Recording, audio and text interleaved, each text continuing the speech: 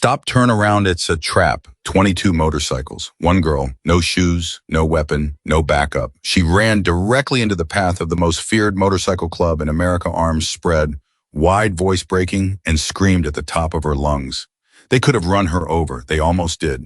But something in that scream made Cole Harrison squeeze his brakes. And that single decision saved 22 lives. Before we go any further, if you're new here, hit subscribe and drop your city in the comments. I want to see just how far this story travels. The night was the kind that felt like it was alive. Not beautiful alive, threatening alive. The kind where the air sits heavy on your shoulders and the darkness between the hills seems to breathe. Arizona in late October does that. It gets under your skin in a way that doesn't let go.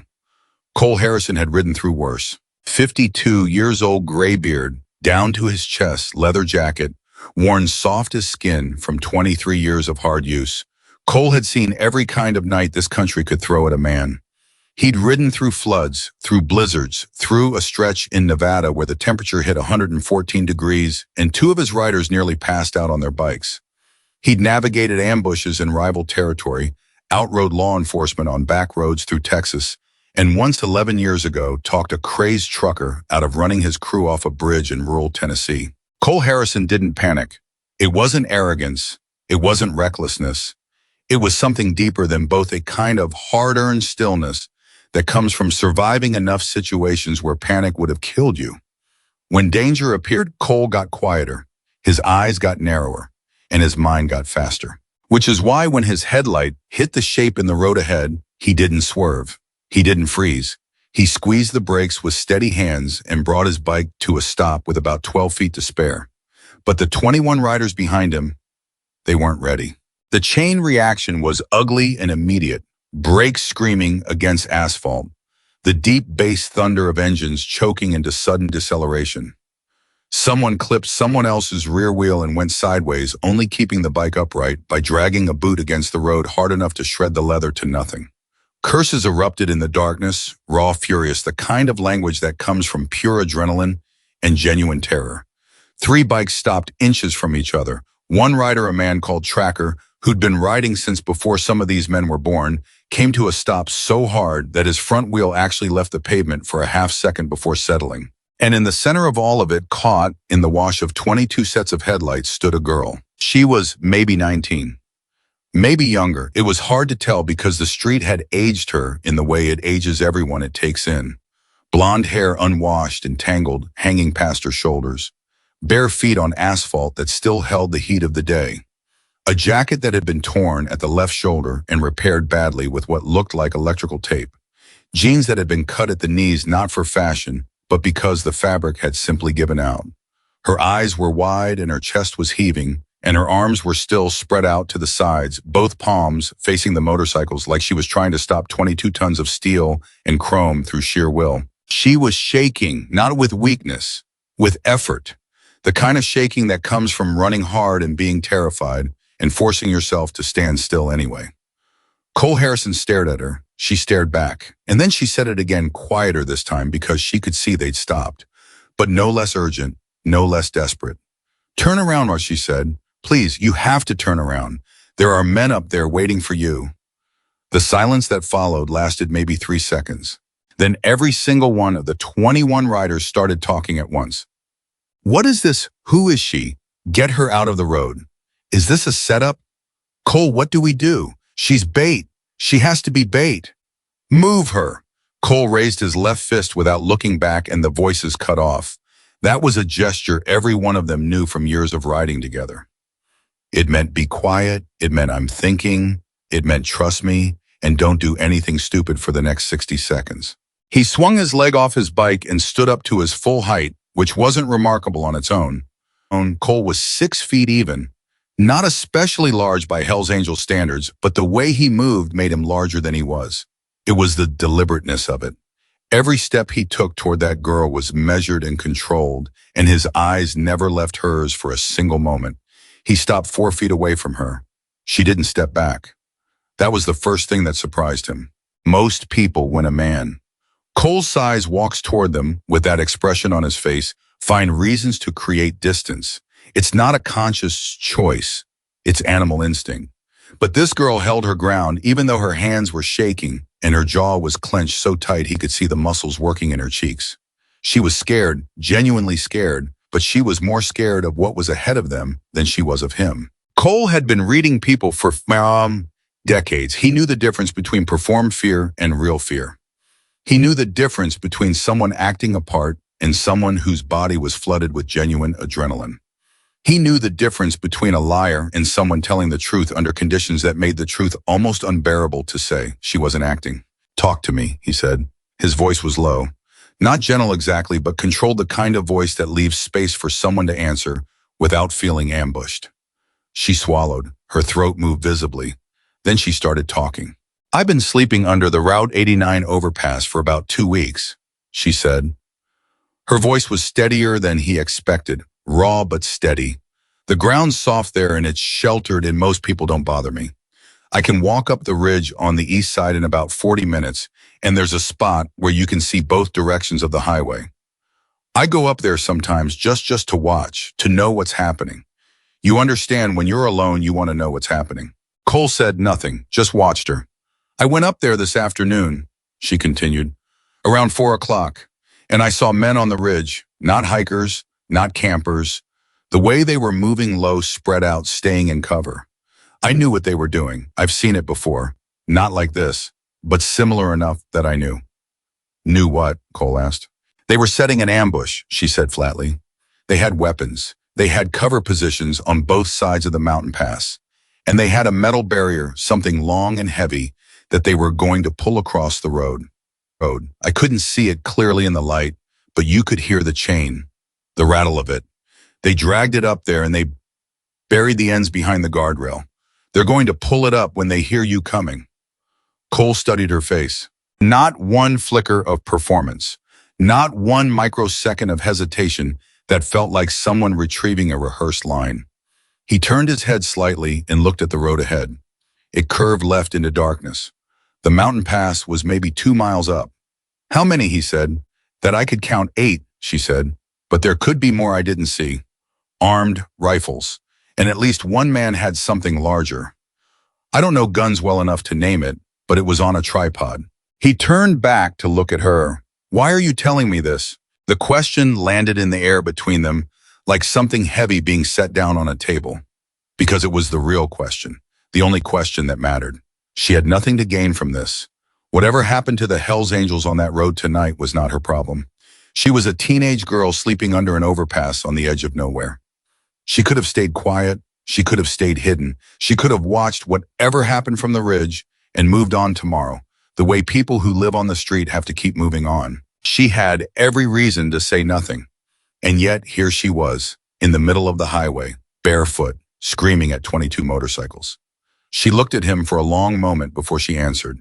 And when she did, her voice was quieter, not smaller, but more careful. Like she was choosing each word with both hands. "Because I heard them talking about how many of you there are," she said. "They knew the number, 22. Someone told them. And then the one giving orders, older man, maybe 60, short white hair, he said something that I couldn't get out of my head. He said, 'Not one walks away.' And he said it like he meant it, not like a threat, like a promise." She paused. "I've had promises made to me before," she said softly. "I know what they sound like when someone intends to keep them." Cole Harrison looked at her for a long, still moment. Then he turned around and walked back toward his crew. Derek Diesel Lawson was already off his bike. Diesel was 41 years old, built like a refrigerator, left out in the weather too long, wide and dense and slightly rusted around the edges. He had tattoos on his neck and forearms and a scar that ran from his left ear to his chin from a knife fight in Bakersfield 11 years ago.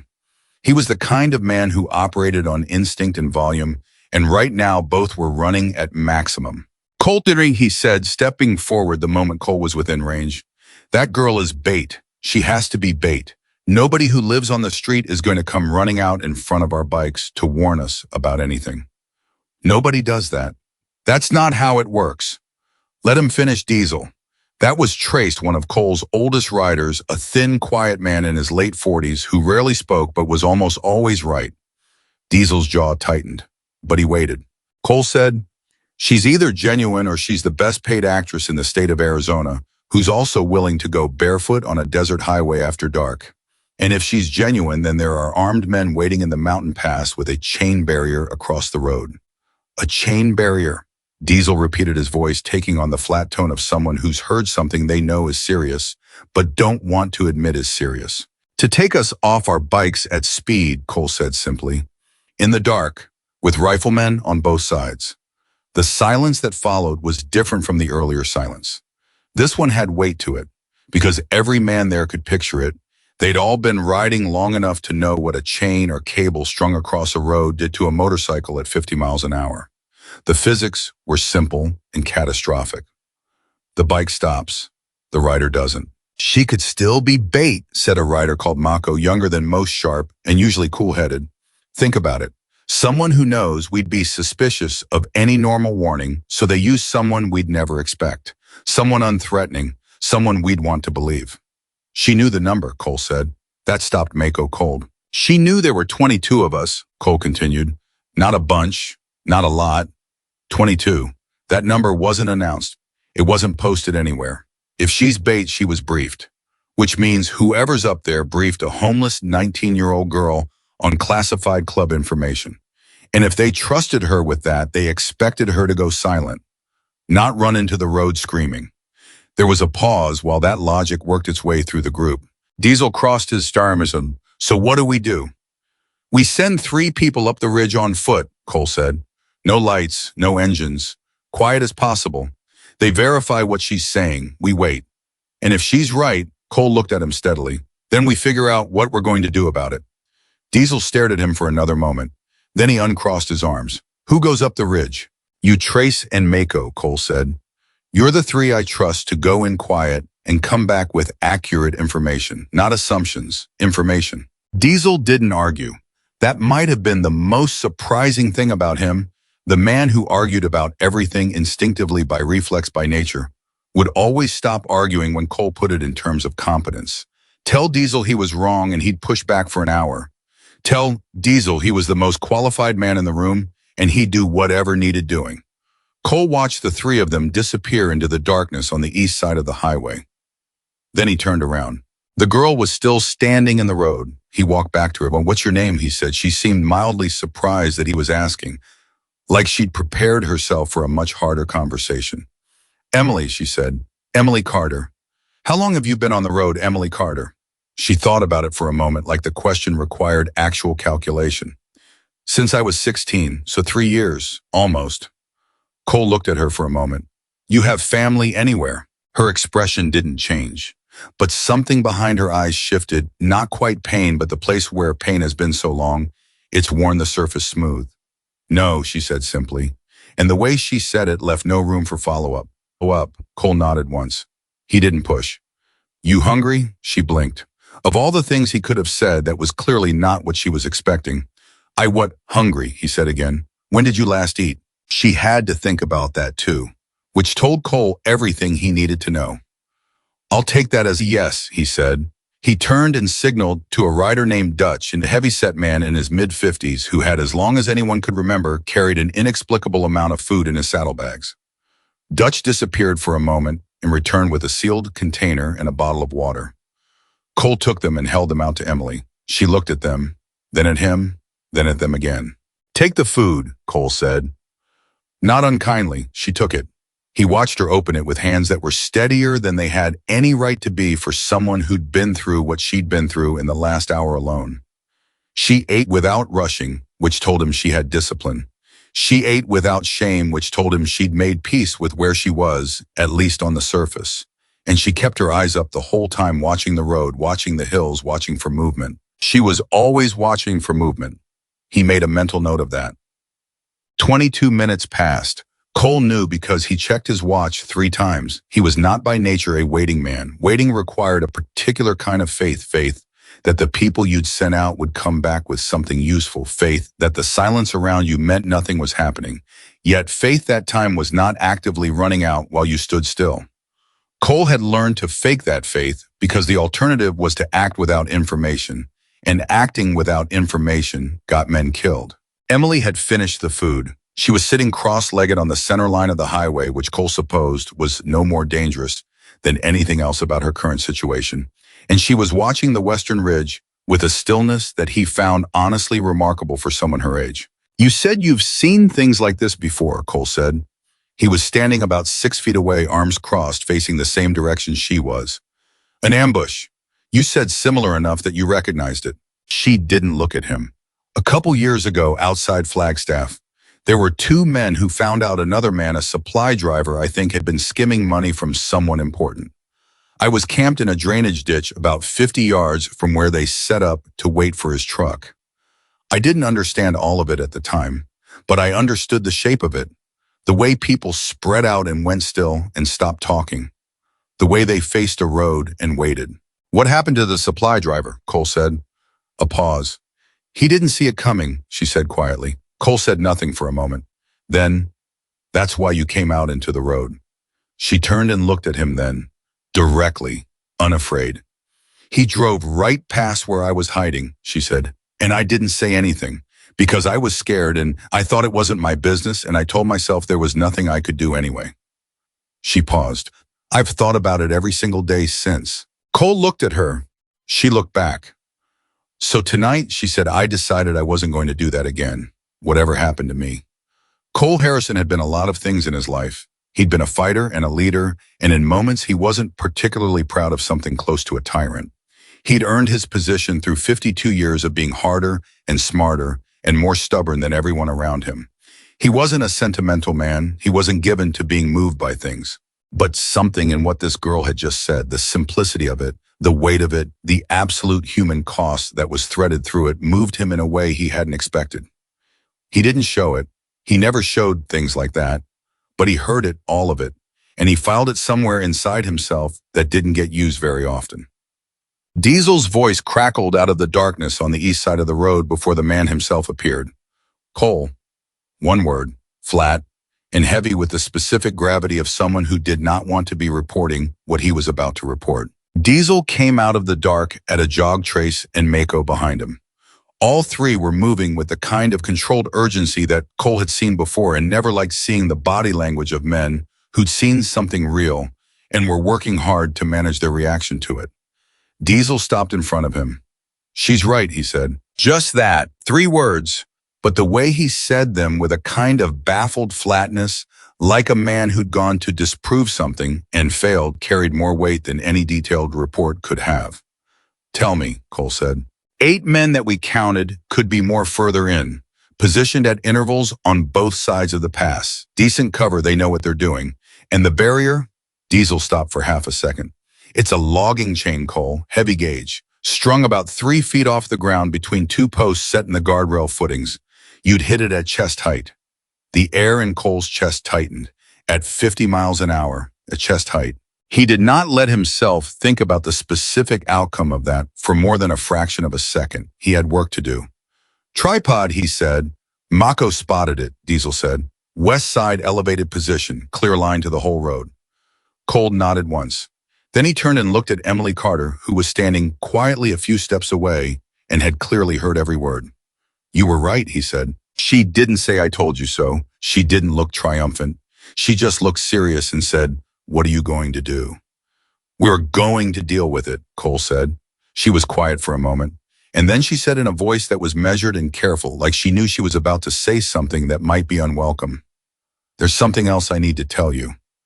Cole felt something shift in the temperature of the air around him. What? When I was watching them, Emily said. From the ridge, I wasn't just watching the main group. I've learned to watch the edges, the places people don't think about. And there was a man, separate from the others, positioned lower on the south face of the pass, further back than anyone else. She paused. He wasn't with the ambush team. He was watching them, watching to make sure the job got done, and he had a radio. Cole went very still. A spotter, Trace said quietly from behind him. That's what I thought, Emily said. He's there to call in if anything goes wrong, if you turn back, if the ambush fails, so that whoever is behind this knows in real time what's happening. Cole looked at Diesel. Diesel looked back at him with an expression that said, we need to rethink everything. She just changed the whole play, Diesel said slowly. She didn't change it, Cole said. He looked at Emily. She showed us what the play actually was. Emily Carter stood in the middle of an Arizona highway, barefoot, 19 years old, with nothing in the world that was hers except the clothes on her back and 3 years of hard-earned knowledge about how danger moves and hides and waits. And in that moment, she wasn't a homeless girl who nobody had ever noticed. She was the most important person on that road.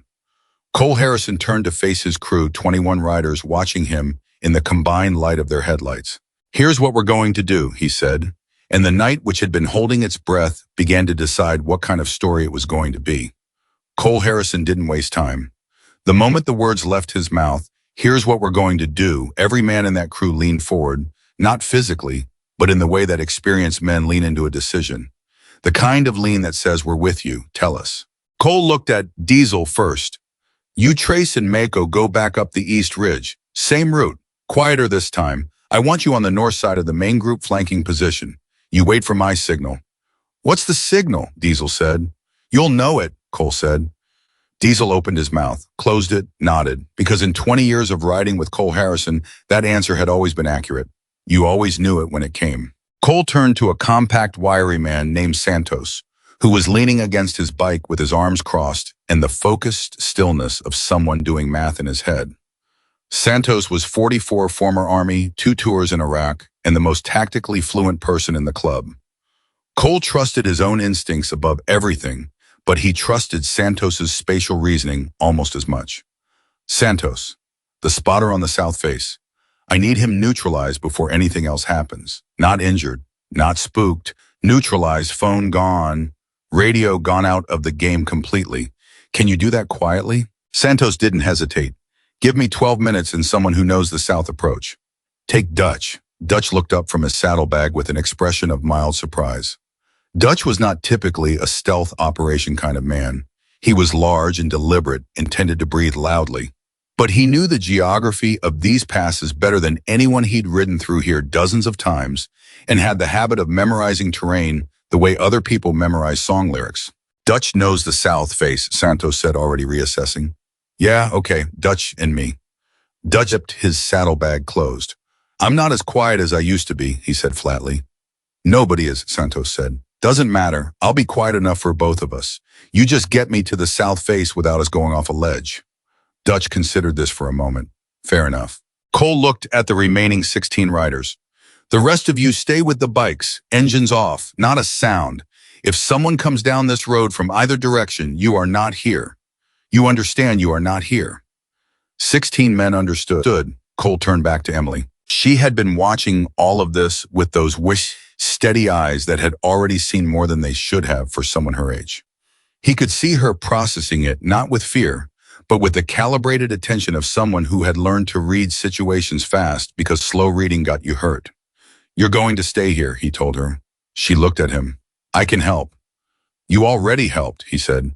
"I know the ridge," she said. "I've been up there a dozen times. I know where the loose rock is. I know which approach makes noise and which ones don't. I know that the second man from the left, the one with the green jacket, he's been coughing every 20 minutes since I first spotted them. Probably sick. His reaction time is going to be slower." She paused. "Do you know that, did any of your men know that when they went up there?" Cole looked at her for a long moment. She looked straight back. "She comes with me," he said to no one in particular. And then to her, "You stay at my shoulder. You do not go ahead of me for any reason. You point, you tell me what you see. You do not move independently. You understand?" Emily nodded once. "Yes." "If I tell you to get down, you get down." "Yes." "If I tell you to run, you run. Not toward it, away from it." "I understand." Cole studied her face for another second. Then he said quietly enough that only she could hear, "You sure about this?" And Emily Carter, barefoot and thin, and wearing a jacket held together with electrical tape, said, "I was sure when I ran into the road." Cole almost smiled. Not quite, but close. He turned back to the crew. "Move," he said, and the night swallowed them. The group separated in 3 directions. Diesel, Trace, and Mako toward the East Ridge. Santos and Dutch circling wide toward the south face. And Cole himself moving forward along the highway shoulder with Emily 2 steps to his right and 4 riders behind him. Not running, controlled movement, fast, but measured the way Cole had been moving through dangerous situations his entire adult life. They made it to the base of the mountain pass approach in under 4 minutes. Cole stopped. Emily stopped beside him. He listened. The night had its own language wind through scrub brush, the distant percussion of something small, moving in the rocks, the way sound traveled differently when a lot of people were trying to be quiet in a small area. He could feel it, the weight of concealed men, the particular stillness of humans who were waiting. Green jacket, he said under his breath. Where Emily shifted slightly. 2 o'clock from the pass entrance, she breathed. About 60 feet up behind the large flat rock. You can't see him from here, but when he coughs, listen. Cole listened. 15 seconds passed, then faint and unmistakable, a suppressed cough from the darkness at 2 o'clock. 60 feet up, behind a flat rock. Cole reached up and put 2 fingers to the back of his right hand, a signal. The 4 riders behind him registered it and shifted their positioning accordingly. He glanced at Emily. She was already looking at the next position. The chain, she breathed. It's attached on the right side, you're right to a post that's set in loose gravel. I saw one of them struggling with it earlier. If you pulled it from that side, it would come loose before the left. Cole took that information and stored it. How do you know what loose gravel sounds like from 60 yards away in the dark? He said very quietly. She didn't look at him. You learn to hear the difference between things that are solid and things that aren't, she whispered. When you sleep outside, every sound means something. You either learn to read them or you don't sleep. He filed that too. 20 yards to his left, slightly above them on the ridge, something moved. Cole's hand went up immediately, flat, palm finger spread. Freeze. The 4 riders behind him went absolutely still. A shape separated itself from the dark above them. It was one of the ambush team, moving down the slope slowly, not toward them, specifically just shifting position the way people do when they have been sitting still for too long. Restless, impatient. Cole didn't breathe. Emily didn't breathe. The figure stopped, maybe 30 feet away, facing the highway below. Cole could see enough to know the man was armed. The rifle was on a sling across his chest. He was looking at the road, waiting for headlights that weren't coming. Yet, 30 seconds. 40. A minute. The figure turned and moved back up the slope. Cole let the air out of his chest, one slow inch at a time. He looked at Emily. She was staring at the spot where the figure had been. Her jaw was set and her hands were perfectly still at her sides. Controlled, deliberate. He realized she'd been counting. He could see it in the faint movement of her lips. She was counting the man's steps, tracking his return path, logging it somewhere in her mind, the way a person who spent 3 years making calculations that determine their own survival learns to log everything automatically. He goes back to the same spot every time, she breathed, barely audible. He's been doing it all afternoon, like a pattern. How long between circuits? Cole asked. She thought for half a second.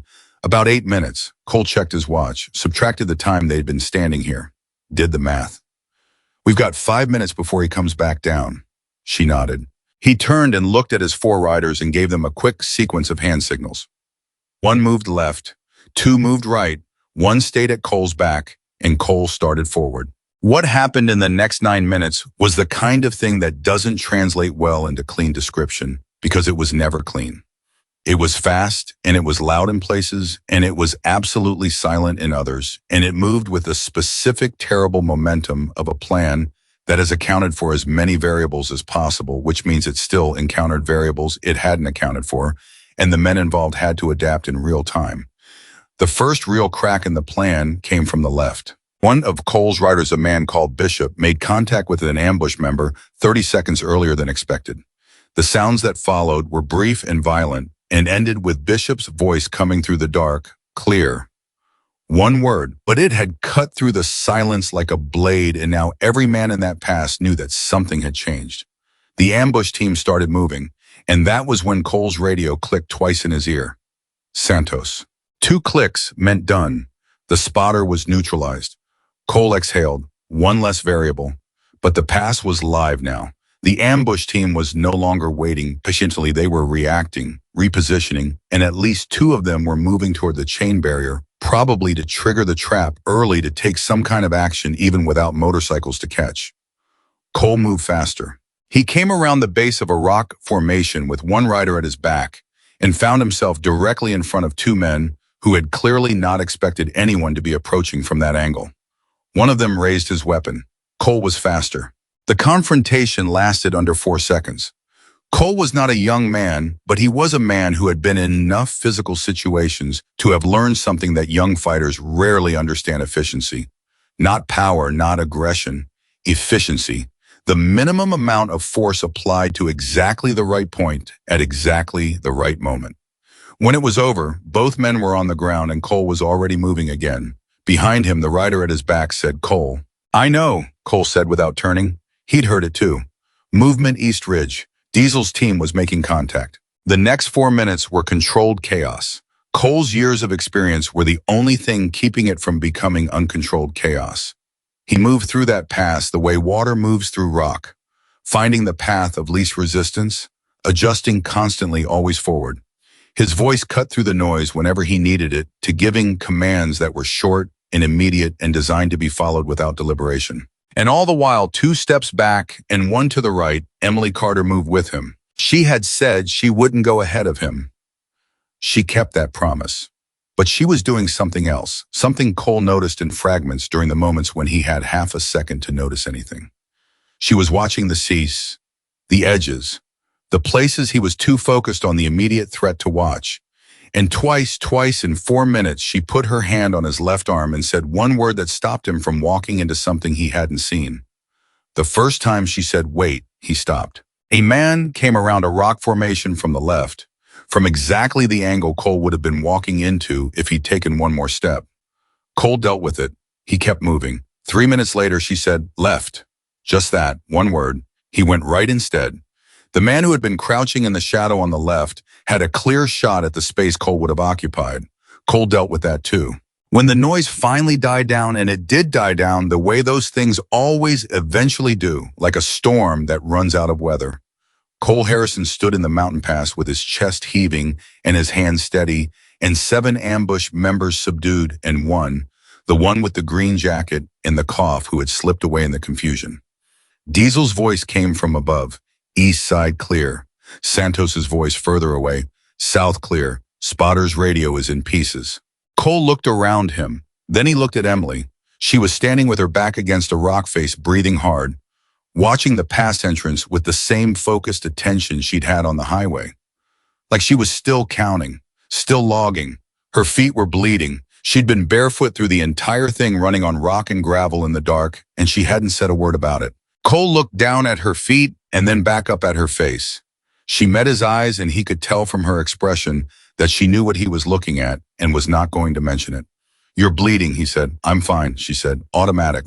The reflexive answer of someone who's been telling people she's fine for years because saying otherwise never resulted in anything useful. Cole looked at her steadily. "You're bleeding," he said again, not more loudly, not with more emphasis, just again, stating it as something that was going to be addressed. Emily looked down at her feet, back up at him. Something passed through her expression, not vulnerability exactly, but the faintest crack in the surface of the 3-year-old armor she wore. "Okay," she said quietly. "Yeah."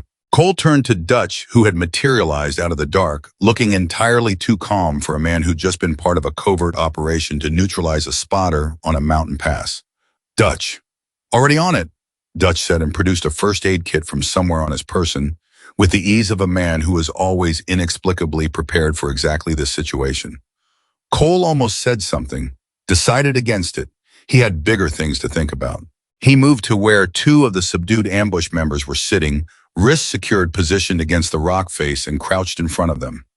He looked at them for a long moment without speaking. Long enough to become uncomfortable. Long enough for both men to start looking at anything except Cole's face. Then he said, "Who paid you?" Silence. Cole waited. He was good at waiting when the waiting was tactical. "I'm going to ask you one more time," he said. His voice was conversational, almost pleasant, which was in Cole's experience considerably more effective than shouting. Shouting told people where your limit was. Conversational told people you hadn't found your limit yet. "Who paid you?" The man on the left, younger, maybe 25, and clearly less committed to silence than his colleague, shifted his weight. Looked at the ground, looked at Cole, looked at the ground. "We don't know his name," he said. "That's not helpful," Cole said. "I'm serious," the man said, and the genuine helplessness in his voice was impossible to fake. "We were hired through 3 layers of contact. Cash drop, no face-to-face instructions on a phone that was delivered to a post office box. We know what he looks like, short, older white hair, but that's all. Cole went very still. He looked at the man for a moment. Then he stood up and walked to where Emily was sitting with Dutch tending to her feet. He crouched beside her. Short, he said, older, white hair. Emily looked up at him. That's the man I told you about, she said immediately. The one giving the orders on the ridge this afternoon. The one who said not one walks away. Cole nodded slowly. You're sure about his description? I was 40 yards away in good light, she said. Late afternoon sun, no shadow on his face. 60 years old, maybe more. White hair short cut, heavy through the shoulders. He walked like someone who'd been in charge of things for a long time. Like gravity worked differently for him than for other people. Cole looked at her. What? She said. That description, he said. That specific detail about the way he walked. Where did you learn to notice that? She paused. When you have to decide in 3 seconds whether a stranger is dangerous or not, you learn to read bodies faster than faces. Faces lie, bodies forget to. There was a beat of silence. Diesel had come down from the East Ridge and was standing behind Cole. He heard that. Trace a few steps away heard it too. Cole stood up and turned to face his crew who had assembled in the pass around him, 20 men in various states of post-confrontation composure, some breathing hard.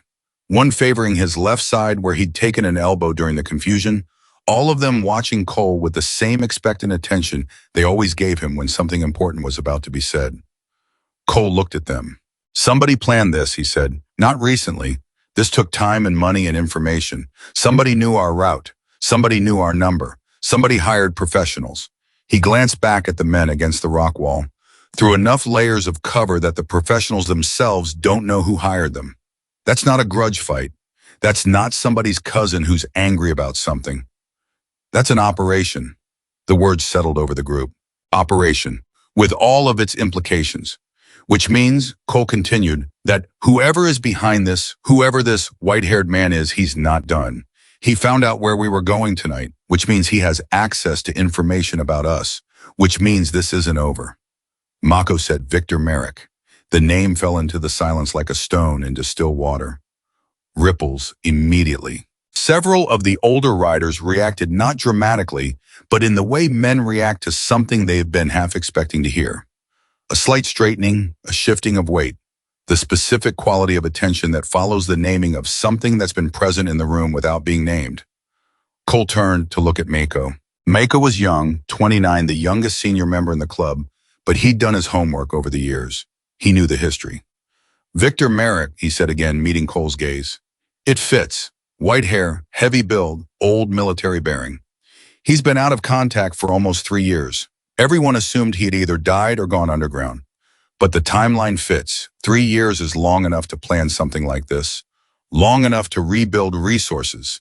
Long enough to set up the kind of operation you just described. Cole looked at him for a long moment. Walk me through it. Mako took a breath. Merrick was connected to the club 7 years ago, not a member, but adjacent. Business relationships. There was a dispute over money, a lot of money that ended badly for Merrick. He made certain statements afterward, specific statements about what he was going to do and when he was going to do it. What statements? Cole said. Mako looked at him steadily. He said he was going to wait. He said he had patience. He said that he'd learned the hard way that coming at people directly was ineffective, and that when the time came, he would make sure there was no one left to retaliate. The silence that followed was deep and serious. 22 men absorbing the specific weight of no one left to retaliate. Not one walks away. 2 different mouths. 7 years apart. Same promise. Diesel said, very quietly, he's been waiting 7 years. 3 years of planning, Cole said, 7 years of waiting. He's not going to stop because one ambush failed. He paused. He's going to know it failed within, he checked his watch, probably the next hour when nobody calls in, and then he's going to change the play. The group felt the implications of that land in real time. Watching it move through 20 men was like watching a cold front move through a room. So we need to find him first, Santos said. It wasn't a question. We need to find him first, Cole confirmed. Before he knows, we know who he is. We don't know where he is, Trace said. We know someone who might, Cole said. He turned around. Emily was watching him. She had a strip of bandage across the ball of her right foot and was carefully pulling her boot. Dutch had found her a pair from somewhere in his apparently bottomless saddlebags onto her left foot. She met Cole's gaze without flinching. "You watched them all afternoon," Cole said. "The whole group. Tell me everything you remember, not just the what, the how they moved, how they talked to each other, who was giving orders to whom, whether anyone came or went, whether you saw any vehicles, anything." Emily finished lacing the boot. She looked up at him. "There was a truck," she said. Every man in the past focused on her at the same moment. She felt it, the sudden collective attention of 20 hard men, and absorbed it without shrinking. She had spent 3 years learning to manage attention from strangers in situations that were never friendly. This was different, but the skill was the same. Black truck, older model, domestic. It came up the access road on the west side of the pass around 2 in the afternoon. It dropped 4 of the men, the ones with the equipment, the chain, and the posts, and then it left. "But I watched it go. It went north on Road 89 and it didn't get on the freeway. It turned east on the Antelope Road cutoff." She paused. "There are only 3 things on the Antelope Road cutoff," she said. "A decommissioned rest stop, a water treatment facility, and a private property behind a locked gate with a new chain. I walked that road last month. The property behind the gate had lights on at night. Generator lights. The kind you use when you're somewhere that doesn't have power connected yet." Nobody moved. Cole looked at her. "You think he's there," he said. "I think that truck went somewhere," she said. "And that somewhere is one of 3 places on one road. One road. The rest stop has been abandoned for 2 years. I've slept there. There's nothing. The treatment facility has staff during the day and cameras. The private property has a new chain lock and generator power." She met his eyes. "If I was trying to run an operation and stay hidden in this area, that's where I'd be." Cole Harrison looked at Emily Carter for a long, quiet moment. "I thought about a 19-year-old girl who'd spent 3 years sleeping under overpasses and in drainage ditches and decommissioned rest stops. Who had learned to observe everything because observation was her only real tool. Who had memorized the Antelope Road cutoff the way a soldier memorizes terrain, not because it was interesting, but because knowledge of terrain kept you alive. He thought about the supply driver in Flagstaff who'd driven past her hiding spot and never come back. I thought about what it cost her to run into that highway tonight." He turned to his crew. "Santos. Yeah. I need you to make some calls. I need to know if there's a property registration on anything east of Route 89 off the Antelope cutoff within the last 4 years. Shell company private registration, anything. Can you get that?" Santos was already pulling out his phone. "Give me 30 minutes. "You've got 20, Cole said. "We need to move before his timeline changes." He looked at Diesel. "Get everyone back to the bikes. Full debrief in 10 minutes. I want everyone clear on what we know and what we don't know, and I want 3 options for how we proceed." Diesel nodded and turned to start moving men. Cole looked back at Emily one more time. She had both boots on, now 2 large Dutch's spare pair but on. She was standing with her weight evenly distributed, watching the pass entrance with that same patient cataloging attention. Still on watch, still reading the dark. "You should rest," he said. She didn't look away from the pass entrance. "I'll rest when this is finished," she said. Cole looked at her for another second. She reminded him of men he'd ridden with. Men who'd been through enough to know that rest was a thing you scheduled after the job was done and not a moment before. Men who understood that the cost of dropping your attention before a situation was fully resolved was always higher than the cost of staying alert a little longer. She'd learned that at 19, in the worst possible school. He walked past her toward the highway and the bikes. Behind him, he heard her fall into step, 3 feet back and 1 to the right. Still at his shoulder. He didn't tell her to stay. He didn't tell her to come. She was already moving, and they both knew it. The crew assembled at the bikes in under 8 minutes. Cole stood at the center of the group and laid it out cleanly. What they knew, what they suspected, what the timeline looked like, and what the options were. He didn't dress it up. He didn't soften the part about Victor Merrick. He didn't soften the part about 7 years of patience and an operation designed specifically to leave no one capable of retaliation. I gave them the truth because they were men who operated best on truth and because they deserved it. When he finished, Diesel said, "So we go find him." "We go find him," Cole confirmed. "Tonight," Diesel said. "Before he knows the ambush failed," Cole said. There was a short silence. Then Trace said from his spot at the back of the group, "What about the girl?" 20 men looked at Emily. Emily looked back at 20 men. She didn't say anything. She had learned a long time ago that the right response to a room full of people discussing what to do with you was to let them discuss it without the complication of your feelings getting in the way. She stood still and she waited and she kept her face neutral. Cole said without turning to look at the group, "She comes with us." Diesel opened his mouth. "She identified the location," Cole said. "She knows the terrain. She knows what the truck looked like. And she knows which properties are on that road, and she's been to all three." He paused. "And she's already proven tonight that her judgment is better than anyone else's in this group on this road. So she comes with us."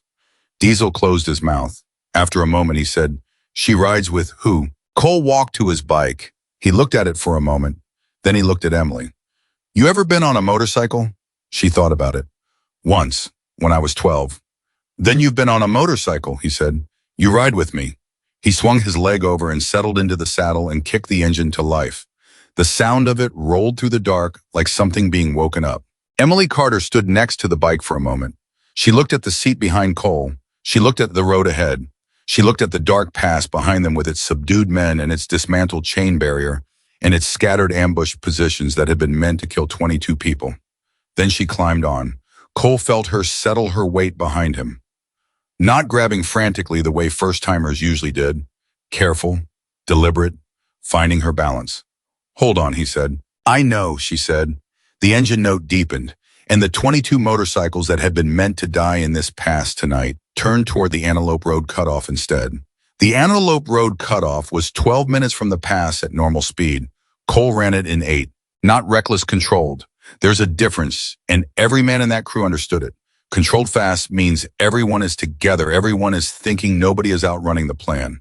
Cole set the pace, and the 21 bikes behind him held it like a single organism, moving through the dark engines, dropping their volume instinctively, the way men drop their voices when they're approaching something they can't fully see yet. Emily felt the speed through her whole body, the wind, the vibration of the engine through the frame of the bike. The way Cole's back was a wall in front of her solid, still giving her no signal of anxiety or hesitation. She kept her hands on the sides of his jacket, not gripping hard, just maintaining contact. She had spent 3 years making herself small and invisible on roads like this one. Now she was moving through it at 70 miles an hour on the back of a motorcycle belonging to a man who 90 minutes ago had been a stranger. She filed that somewhere and kept watching the road. Santos's voice came through the earpiece Cole was wearing. She could hear it faintly from her position behind him, not every word but enough. "Got something," Santos said. "Property registered 14 months ago to a company called Antler Basin Holdings LLC. Single owner, no listed officers, registered through a Nevada agent. Address on the filing is a UPS store in Las Vegas." A pause.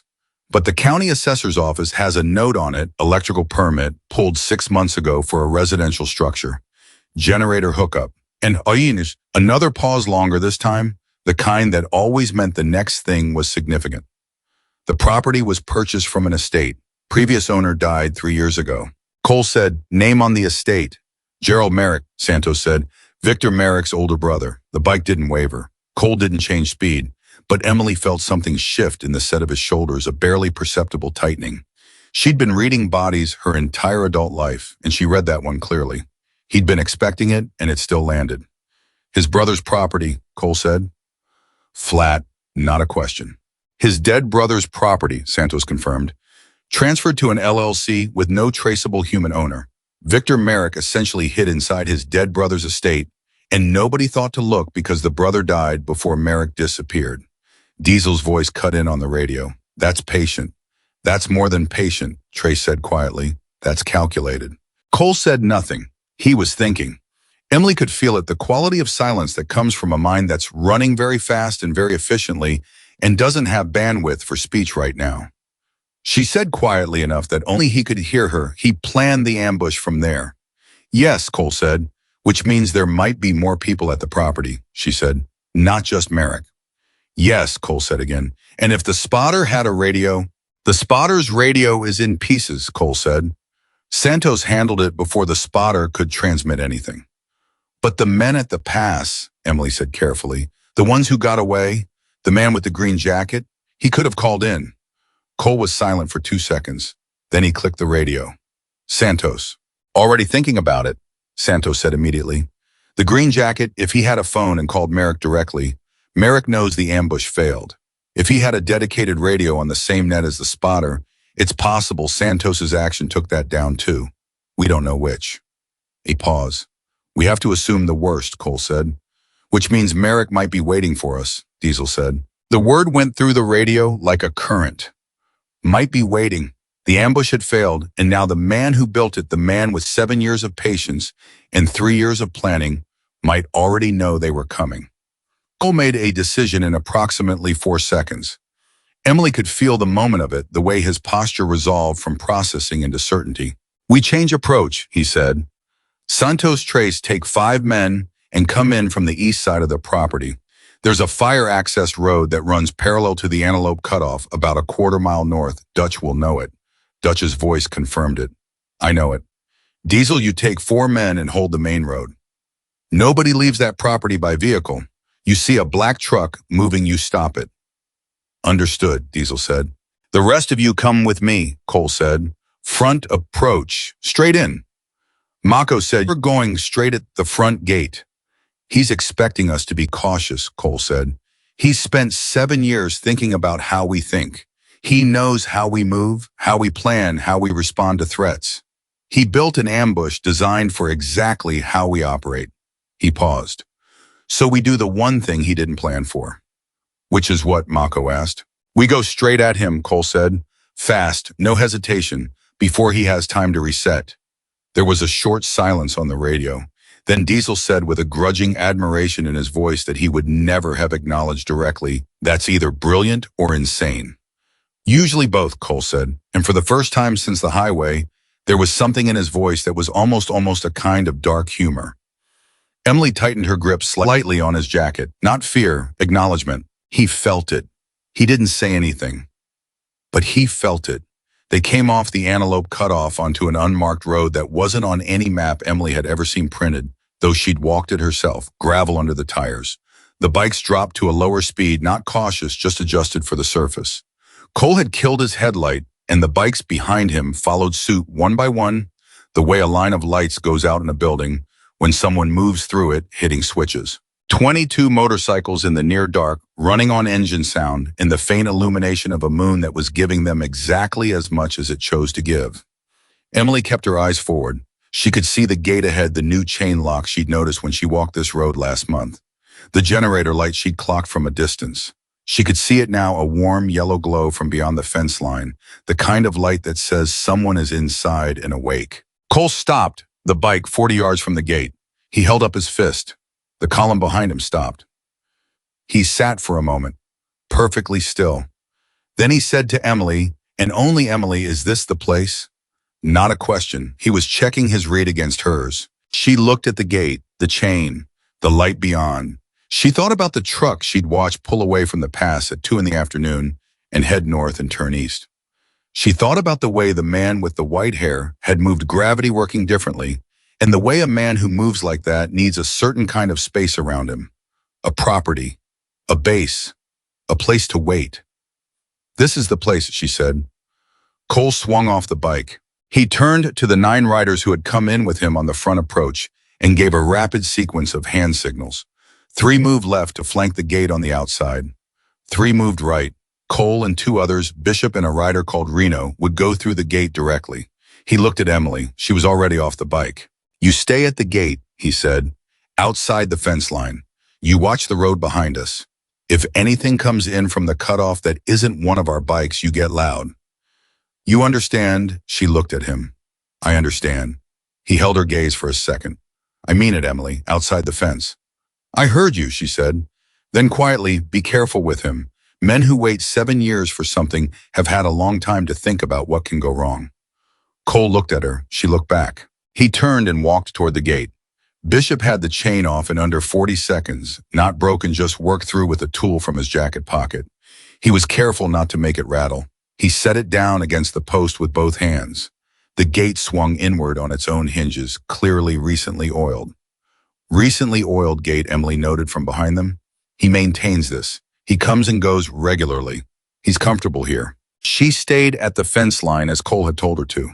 She watched his back disappear toward the generator light. She watched Bishop and Reno flank left and right. She watched the three who'd gone around the outside of the fence line moving in the shadows. Then she turned and watched the road and waited. The waiting was the hardest part. It always had been. Emily had spent 3 years mastering the waiting, mastering the ability to stay still and stay focused, and not let her mind run ahead to outcomes that hadn't happened yet.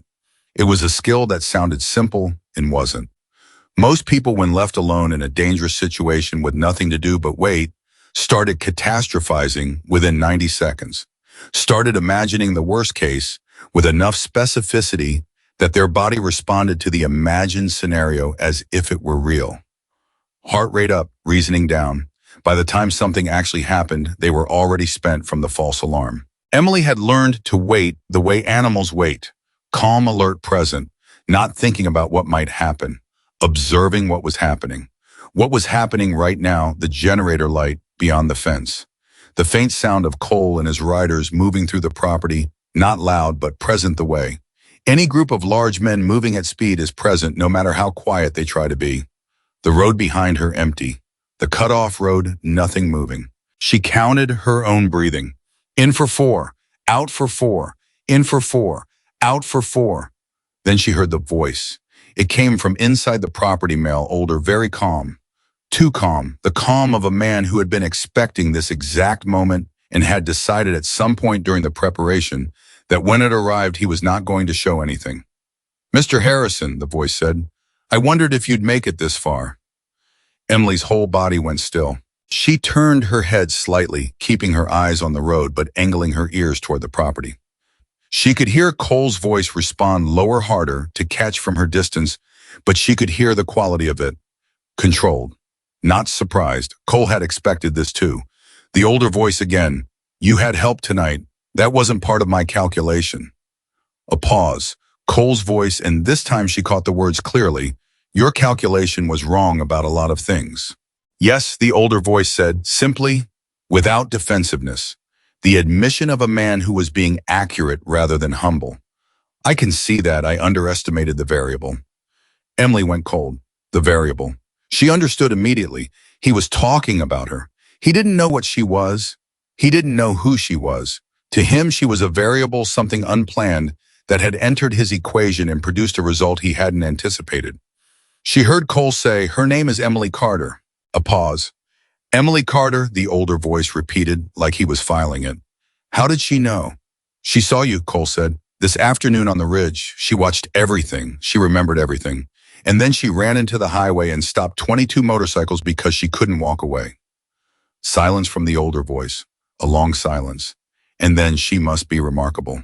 The way he said it, not with admiration exactly, but with the flat assessment of someone recalculating, made Emily's skin crawl. Because it wasn't personal. He wasn't moved by it. He was just updating his data. Cole's voice again, and this time she could hear the steel in it, even from 40 yards. "She saved 22 lives. And now she's on the other side of your fence, watching the road while I'm standing in front of you. So I'm going to give you one opportunity to be smart about this." Another silence. Then the older man said, "You won't find what you're looking for here, Harrison. Not the money, not the records, not the people above me." Cole said, "There are people above you." "There are always people above someone," the man said. "I was a tool, same as the men I hired. Longer handled, better paid, more patient, but still a tool." Emily heard Cole exhale, long and controlled. "Then tell me who's above you," Cole said. "And then what?" the older man asked. "You let me go." "No," Cole said without hesitation. "But I make the distinction when I talk to the people who need to know about tonight. Between someone who ran his own operation and someone who was a piece of someone else's. That distinction matters. You know it matters." A long pause. "You're better at this than I expected," the older man said. "I've had practice," Cole said. Another pause, shorter this time. Then the man said, "There's a name you need, just one, because above that name, I don't know anything either. But that name is the source. Everything else, the money, the authorization, the information about your route and your numbers, it all came from that source." Emily heard Cole say, "I'm listening," and then she heard the name. She wasn't supposed to hear it. She was 40 yards away outside the fence line watching the road. But the night was quiet and the man spoke with the kind of clear diction that came from years of being used to people needing to hear him correctly the first time, and the name carried. She heard it. She filed it in the same mental space where she filed the green jacket's cough pattern and the loose gravel on the right side of the chain barrier post in the generator lights on a property that wasn't on any map. Automatic, reliable, permanent. The name meant nothing to her. Not yet, but she understood from the quality of silence that followed it on Cole's end that it meant something considerable to him. She turned back to the road, which was when she saw the headlights. Coming from the cutoff, moving fast, too fast for anyone who was supposed to be there. Not one vehicle. Two, running without full lights, just parking lights, the way someone runs when they're trying not to be seen from a distance, and don't realize that the absence of headlights is itself a signal. Emily calculated in approximately 2 seconds. Not their crew, Santos's group, was coming from the east. Diesel was on the main road and nobody else should be on the cutoff right now. Not law enforcement. Law enforcement doesn't run dark on a cutoff road in the middle of the night without a reason that would have produced a very different approach. Not random traffic. Nobody came down this road by accident. Somebody had gotten a message through. The green jacket, or someone else, someone she hadn't seen, someone who'd been far enough from the past to stay free and had a way to contact someone at this property. She didn't go through the fence. Cole had told her not to go through the fence, and she understood why he told her, and she had every intention of honoring it. But she got loud. She moved 10 feet left along the fence line, positioning herself where she had a clear sight line to the property interior and to the road at the same time. And she used her voice the way she'd used it on the highway, not a scream, not panic, but force. The kind of voice that cuts through noise and distance and tells everyone who hears it exactly what kind of information is incoming. Cole, 2 vehicles, coming fast off the cutoff, dark running. She heard movement inside the property, immediate and decisive. Heard Cole's voice giving rapid instructions she couldn't fully parse. Heard boots on gravel. Heard the particular sound of men who have just received critical information reorganizing their positions in real time. And then she heard a fourth thing, from directly behind her, a voice very close, very quiet. Don't move. Emily Carter did not move. She processed the voice in about 1 second. Male 30s American accent, slightly out of breath, which meant he'd come on foot from somewhere nearby and had been moving fast to get to this position. Close, but not too close, which meant he was cautious, which meant he was experienced enough to maintain distance. The words were an instruction, not a question, which meant he had a reason to believe the instruction would be followed. She stayed exactly where she was. Put your hands up, the voice said. She raised her hands. Her mind was running at full speed. She was mapping what she could without turning her head, the position of the voice behind her. The sound of the 2 approaching vehicles, which were now maybe 30 seconds from the gate, the noise from inside the property where Cole's crew was repositioning the direction of the fence line, and the gate and the options available to her. There were 3 options. Option 1, comply fully. Hope the situation resolved from inside the property before this person did something irreversible with her. Risk low control, high dependency on others. Option 2, run. The fence was to her right, the road behind the voice. Running along the fence gave her distance, but the gate was 40 yards away, and whoever was behind her had fresh legs from running, and she was wearing boots that were 2 sizes too large. Risk high. Option 3, information. She'd spent 3 years diffusing threatening situations with strangers using nothing but the way she talked. Not manipulation, communication. Specifically the kind of communication that gave a person a reason to pause. She went with option 3. My name is Emily Carter, she said. Calm, not defiant, not submissive. Clear. I'm not a member of the Hells Angels. I'm 19 years old. I've been living under the Route 89 overpass for 2 weeks. I have no weapon, and I have no phone, and I have nothing on me that's worth anything to you. A pause from behind her. She continued. The 2 vehicles coming down the cutoff, they're yours, right? They're here because someone got a message out after the ambush failed, which means whoever sent that message told them the ambush failed, but probably not everything that happened after. They don't know about the spotter being neutralized. They don't know how many people are inside this property right now. They're driving in dark because they think they're approaching a situation that's different from what it actually is. Silence. I'm telling you this, Emily said carefully, because I think you're smarter than the situation you've just walked into. And I think that if you take a second to think about it, you'll realize that whatever you were sent here to do, the conditions for doing it successfully no longer exist. The voice behind her said slowly, "You're trying to talk your way out of this." "I'm trying to give you accurate information," she said. "What you do with it is your decision." A pause that lasted, she counted it 4 full seconds. And then from inside the property, she heard Diesel's voice through the radio, loud enough to carry. 2 vehicles stopped on the cutoff. Blocked.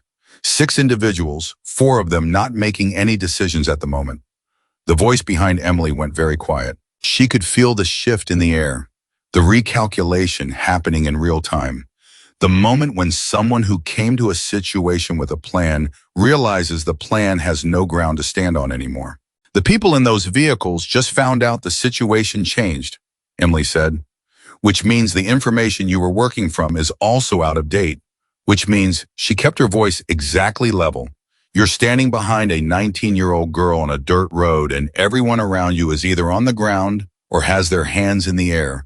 And there are 22 very motivated people on the other side of that fence." One more pause. Then the voice said very quietly, "I'm going to put something down." "Okay," Emily said. She heard it, something set on the gravel carefully. Not dropped, set down. She lowered her hands slowly. She turned around. The man behind her was 32, maybe 35, wearing dark clothes that had been adequate for blending into the dark paths, but were somewhat less strategic on a flat gravel road. He had both hands raised now, and the expression of a man who has run the math and arrived at a conclusion he doesn't like, but is smart enough to accept. Emily looked at him for a moment. Then she turned toward the gate and said clearly, "There's someone out here." He put down his weapon. "He's standing with his hands up." Cole's voice came from inside the property immediately. "Bring him in." She looked at the man. He looked at her. "You heard him," she said. He walked through the gate ahead of her. She picked up what he'd set down on the way past a handgun, the safety on, and slid it through the fence rail. She didn't carry it. It wasn't hers. She had no interest in it. She walked through the gate. The property was bigger than it looked from the road. Or rather, it had been used fully. Every corner of it accounted for every space functional. Cole was standing near the center of it, and across from him was the man Emily had heard from the road. The man with the white hair and the heavy shoulders and the particular bearing of someone for whom gravity worked differently. Victor Merrick. She knew it before anyone said it because she had spent 4 hours watching him from a ridge in good afternoon light, and she knew the exact dimensions of his posture. He was standing with his hands loosely at his sides, not raised, not threatening, just present. He had the look of a man who had made all the decisions available to him and had arrived at a place of very specific, very contained calm. He looked at her when she walked through the gate. She looked back. His eyes moved over her in the same way she'd seen Cole's eyes move over her on the highway, assessing, cataloging, coming to conclusions. But where Cole's assessment had ended in decision and action, Merrick's assessment had a different quality. He was studying her the way someone studies something that has broken a calculation they spent years refining, with a kind of remote, complicated attention. "Emily Carter," he said. The way he said it, like he was completing something, like the name was the final piece of information in the file. "You heard that," Cole said, not accusing, noting. "I hear everything," Merrick said. He kept his eyes on Emily. "You were watching us this afternoon from the East Ridge." "Yes," Emily said. "I didn't see you," he said. "Nobody sees me," she said simply. "I learned how to be invisible a long time ago." Something moved behind Merrick's eyes. Not quite emotion, the space where emotion might go in someone who had spent a great deal of time reducing himself to function. "You ruined 7 years of work," he said. Emily met his gaze. "You were going to kill 22 people," she said. "Yes," he said, with the same flat accuracy he'd used for everything else. "That was the intention."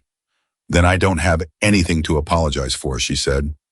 Victor Merrick looked at her for a long moment. And then, and this was the thing, Cole would remember when he told this story later, and Diesel would remember, and Santos would remember, and every single man who was in that property at that moment would remember. Victor Merrick nodded. Once. Slowly. with the unmistakable quality of someone who is acknowledging something true. "No," he said, "you don't." The silence that followed was profound. Then Cole turned to Bishop. "Get him secured, separate from the others." He looked at Santos. "I need the name he gave me cross-referenced with everything we have. Tonight, before word of this gets any further than it already has." Santos was already moving. Cole looked at Reno. "Get Diesel in here with the people from the cut-off vehicles. I want everyone in one place." Reno moved. Cole turned to Emily. She was standing slightly apart from everything the way she always stood, present and aware, but not inserting herself, watching, cataloging. The same girl she'd been on the highway in the past on the back of his bike, consistent, steady, exactly who she'd shown herself to be from the first moment she'd raised her arms and screamed at 22 motorcycles. He crossed the space between them. She looked up at him. Not small, she was only 2 inches shorter than him, but the 3 years of the street were on her, in the way she held herself, in the careful space she kept between herself and the people around her. The habit of someone who had learned that space was the only real safety. He stopped in front of her. He said quietly enough that it was just the two of them. "You okay?" She considered the question seriously, the way she considered everything. "There was a man behind me, outside the fence. He had a gun." "I heard you call it out," Cole said, "and I heard you talk him down." "He wasn't unreasonable," she said. "He just needed better information." Cole looked at her. "A man pointed a gun at you, and your assessment is that he wasn't unreasonable." She thought about it. "He put it down when he understood the situation," she said. "That's reasonable." Cole shook his head, not in disagreement, but in the particular motion of someone who is encountering a perspective that is so different from their own that it takes a moment to fully receive. "You are something else, Emily Carter," he said. She didn't know what to do with that. She looked at the ground for a moment, then back up at him. "Did you get what you needed from Merrick?" "A name," Cole said. "The source. Someone above Merrick who authorized the whole operation." "Is it someone you know?" Cole's jaw tightened slightly, just enough to be visible.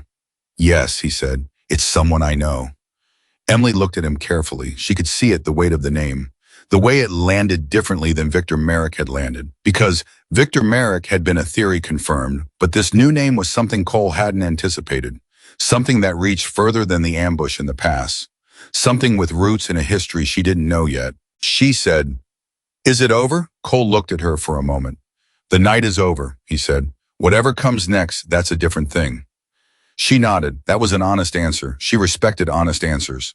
Around them, the property was being worked.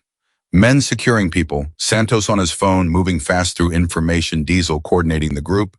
From the cut-off vehicles, the particular controlled motion of a large group of competent people who have successfully navigated something that was designed to destroy them.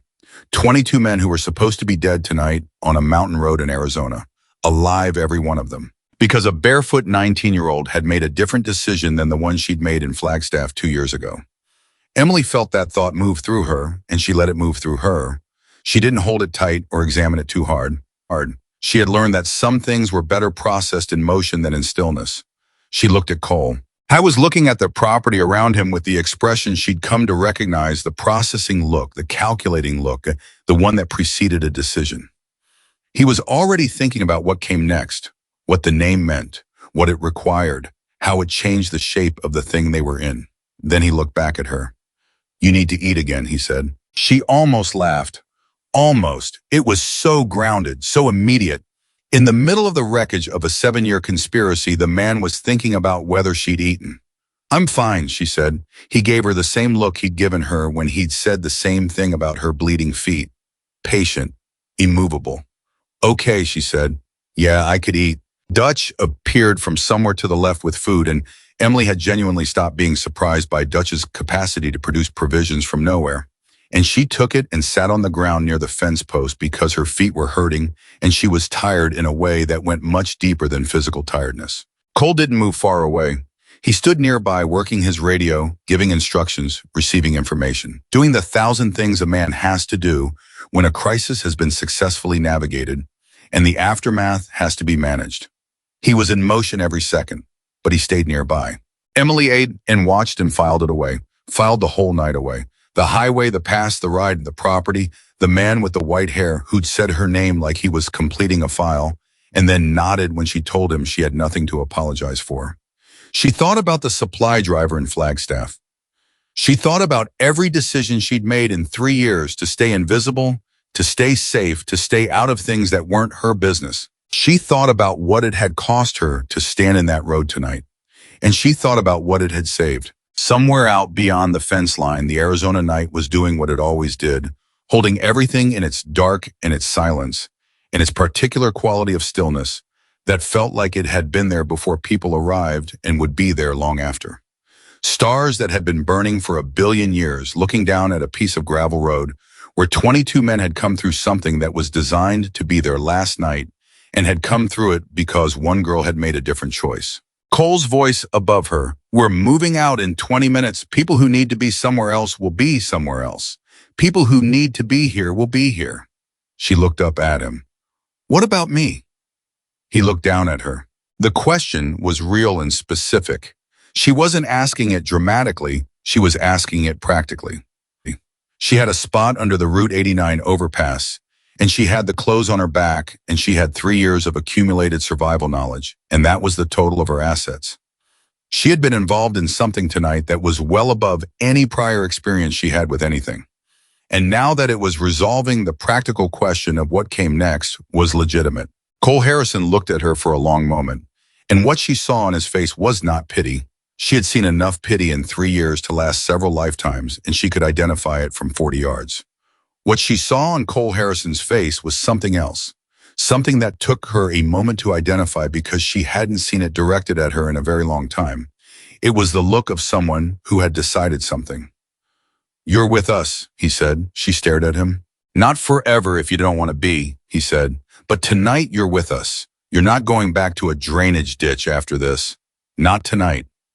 Emily looked at him, at the 20 men moving around the property behind him, at the motorcycles visible through the gate on the road outside, at the life that was contained in all of that, a life that was nothing like anything she'd known, that had rules she didn't know and history she wasn't part of, and dynamics she couldn't yet read. She looked back at Cole. "Okay," she said, just that one word, the same word she'd said when he'd told her she was bleeding, when he'd told her she had to eat, when he'd told her she was riding with him. "Okay." Because in Emily Carter's experience, the right response to something you genuinely couldn't have anticipated was not a speech. It was one word, honest and simple, and said with your whole self, "Okay." Cole nodded once, turned back to his crew, and the night moved toward whatever it was becoming. They rode through what was left of the night in a shape that was different from the one they'd started with. 22 motorcycles had gone out on the Antelope Road cutoff with a specific tactical purpose, and that purpose had been fulfilled. What came back to the main road was the same number of bikes, the same number of men, but with an additional weight that had nothing to do with cargo. The weight of information, of a name that Cole Harrison was carrying behind his eyes like something he hadn't fully decided what to do with yet. Emily felt it from the back of his bike. The quality of his silence had changed from the controlled processing silence she'd gotten familiar with over the course of the night. This was different. This was the silence of a man who'd been handed something he wasn't sure he wanted. She didn't ask about it. She'd learned enough about Cole Harrison in the last few hours to know that pushing at his silence produced nothing useful. When he was ready to say something, he said it. When he wasn't, the question just burned the air between you without result. So she watched the road and waited and filed what she could observe. They stopped at a motel on the outskirts of a town that had probably been significant once and wasn't anymore the kind of place that existed in the in-between spaces of the American desert, surviving on highway traffic and the accommodation needs of people passing through rather than people arriving. Cole took 3 rooms and distributed the crew between them with the efficiency of someone who'd done this particular kind of post-operation management many times before. He put Emily in a room with no other assignment, just hers. He didn't make a thing of it. He just handed her a key and said, 4 hours, then we meet. She looked at the key, then at him. "You're not going to sleep." "I'll sleep later," he said. "You should sleep now," she said. Not pushing, just accurate. He looked at her with a trace of something that might have been amusement in a different moment. 4 hours, he said, and walked away. She went into the room. She sat on the edge of the bed. She looked at her hands, Dutch's boots on her feet, the bandage across her right foot, the calluses on her palms that 3 years of outdoor living had built up so gradually she'd stopped noticing them. She thought about the night, Thought about the highway and the pass and the property on the Antelope Road cutoff. Thought about Victor Merrick saying her name the way someone closes a file. She lay back on the bed fully dressed. She was asleep in approximately 90 seconds, which was another skill the street had given her, the ability to drop into sleep the moment conditions permitted it, because conditions permitting it was never guaranteed. She woke up 50 minutes before Cole's 4-hour mark, which was typical. She'd never been able to sleep through an alarm in her life. Her body woke her before things happened, as if somewhere beneath consciousness, it was always monitoring and calculating and deciding when enough rest had been extracted from the available time. She washed her face, looked at herself in the mirror for a moment. She didn't spend a lot of time looking at mirrors. Mirrors were a luxury of people who had fixed addresses and fixed routines, and she had neither. But this morning she looked at the face that had screamed at 22 motorcycles, at the eyes that had watched Victor Merrick's ambush team from a ridge in good afternoon light and remembered everything they saw. She looked like she always looked, tired and young and careful. The careful was the thing that was always most visible, the way her eyes moved, the way her attention spread out in every direction, simultaneously the way she held herself in a room as if she was always identifying the exits. She went outside and found Cole. I was sitting in front of his bike in the motel parking lot, a paper cup of coffee in one hand and his phone in the other. He had not slept, she could tell that from 12 feet away, from the particular quality of stillness that comes not from rest, but from the kind of sustained focus that replaces rest when something important is still unresolved. Santos was with him, so was Trace.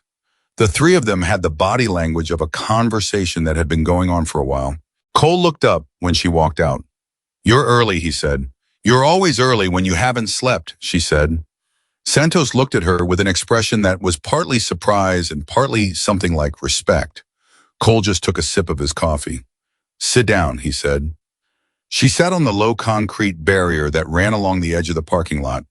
The morning was coming in gray, and still the kind of morning that holds its breath before deciding what kind of day it's going to become. Cole looked at her for a moment. Then he said, "I'm going to tell you something that I wouldn't normally tell someone I met 8 hours ago. I'm telling you because you've earned the right to know the shape of what you're standing inside, and because you are apparently one of the most reliably perceptive people I've encountered in 52 years of meeting people." Emily looked at him steadily. "Okay." "The name Merrick gave me," Cole said. "Richard Calloway." He watched her face. She registered the name and waited. It was nothing to her, but she could see from the way Cole said it, from the specific precision with which he placed each syllable, that it was substantial to him. "Who is he?" she asked. Santos answered because Cole seemed to need a moment. "Richard Calloway is 63 years old. He's a businessman, legitimate on the surface. Real estate logistics, some construction, based out of Phoenix. But underneath the surface, he's been connected to organized crime operations in the Southwest for nearly 20 years. Connected, not convicted. Very deliberately not convicted." Santos paused. "He's also, until 3 months ago, been considered a person who was broadly aligned with the club.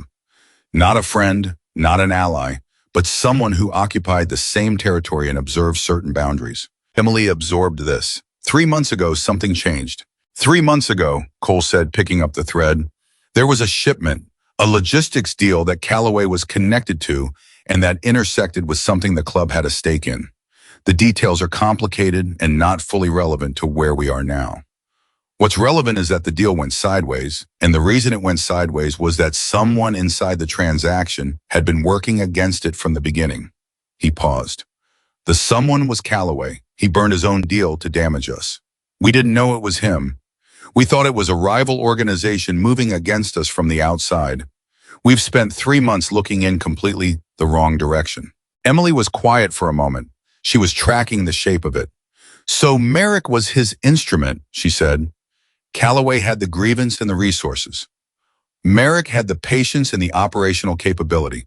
Calloway hired Merrick to do what Merrick had been planning to do anyway, which was eliminate the club." Cole looked at her. "That's what Merrick meant when he said he was a tool," she said. "He wasn't being self-deprecating. He was being exact. He had his own reasons to want the club gone, and Calloway had the same reasons and the money to fund it. They were aligned, not subordinate, but Calloway stays clean and Merrick absorbs the exposure. Trace said from his position leaning against a car 2 spaces over. She got there faster than we did. Cole did not deny this. Calloway has political connections, he said, which means any action we take against him has to be carefully structured.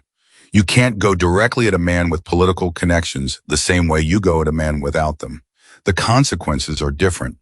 What kind of political connections? Emily asked. County level, Santos said. State level in 2 cases, and 1 federal relationship that's complex. Emily looked at Cole. So he's protected. He's insulated, Cole said. There's a difference. Protected means someone is actively defending you. Insulated means you've built enough layers between yourself and the consequences that the consequences have a hard time reaching you. He paused. Insulation can be removed. It's harder than removing protection, but it's possible. The parking lot was quiet around them. The sun was beginning to make its case against the gray slowly working along the edge of the sky. Emily said, "What do you need?" Cole looked at her. Santos looked at her. Trace looked at her. She looked back at all of them and said it again. "What do you need to remove the insulation? What specifically is missing?" Cole was quiet for a moment. Then he said, "We need a direct evidentiary link between Calloway and the ambush last night. Something that puts his name and his money in the same sentence as Victor Merrick and a mountain pass on Route 89.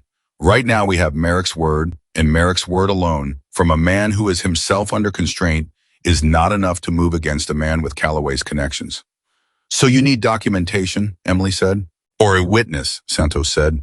"Someone who was present in a communication between Calloway and Merrick.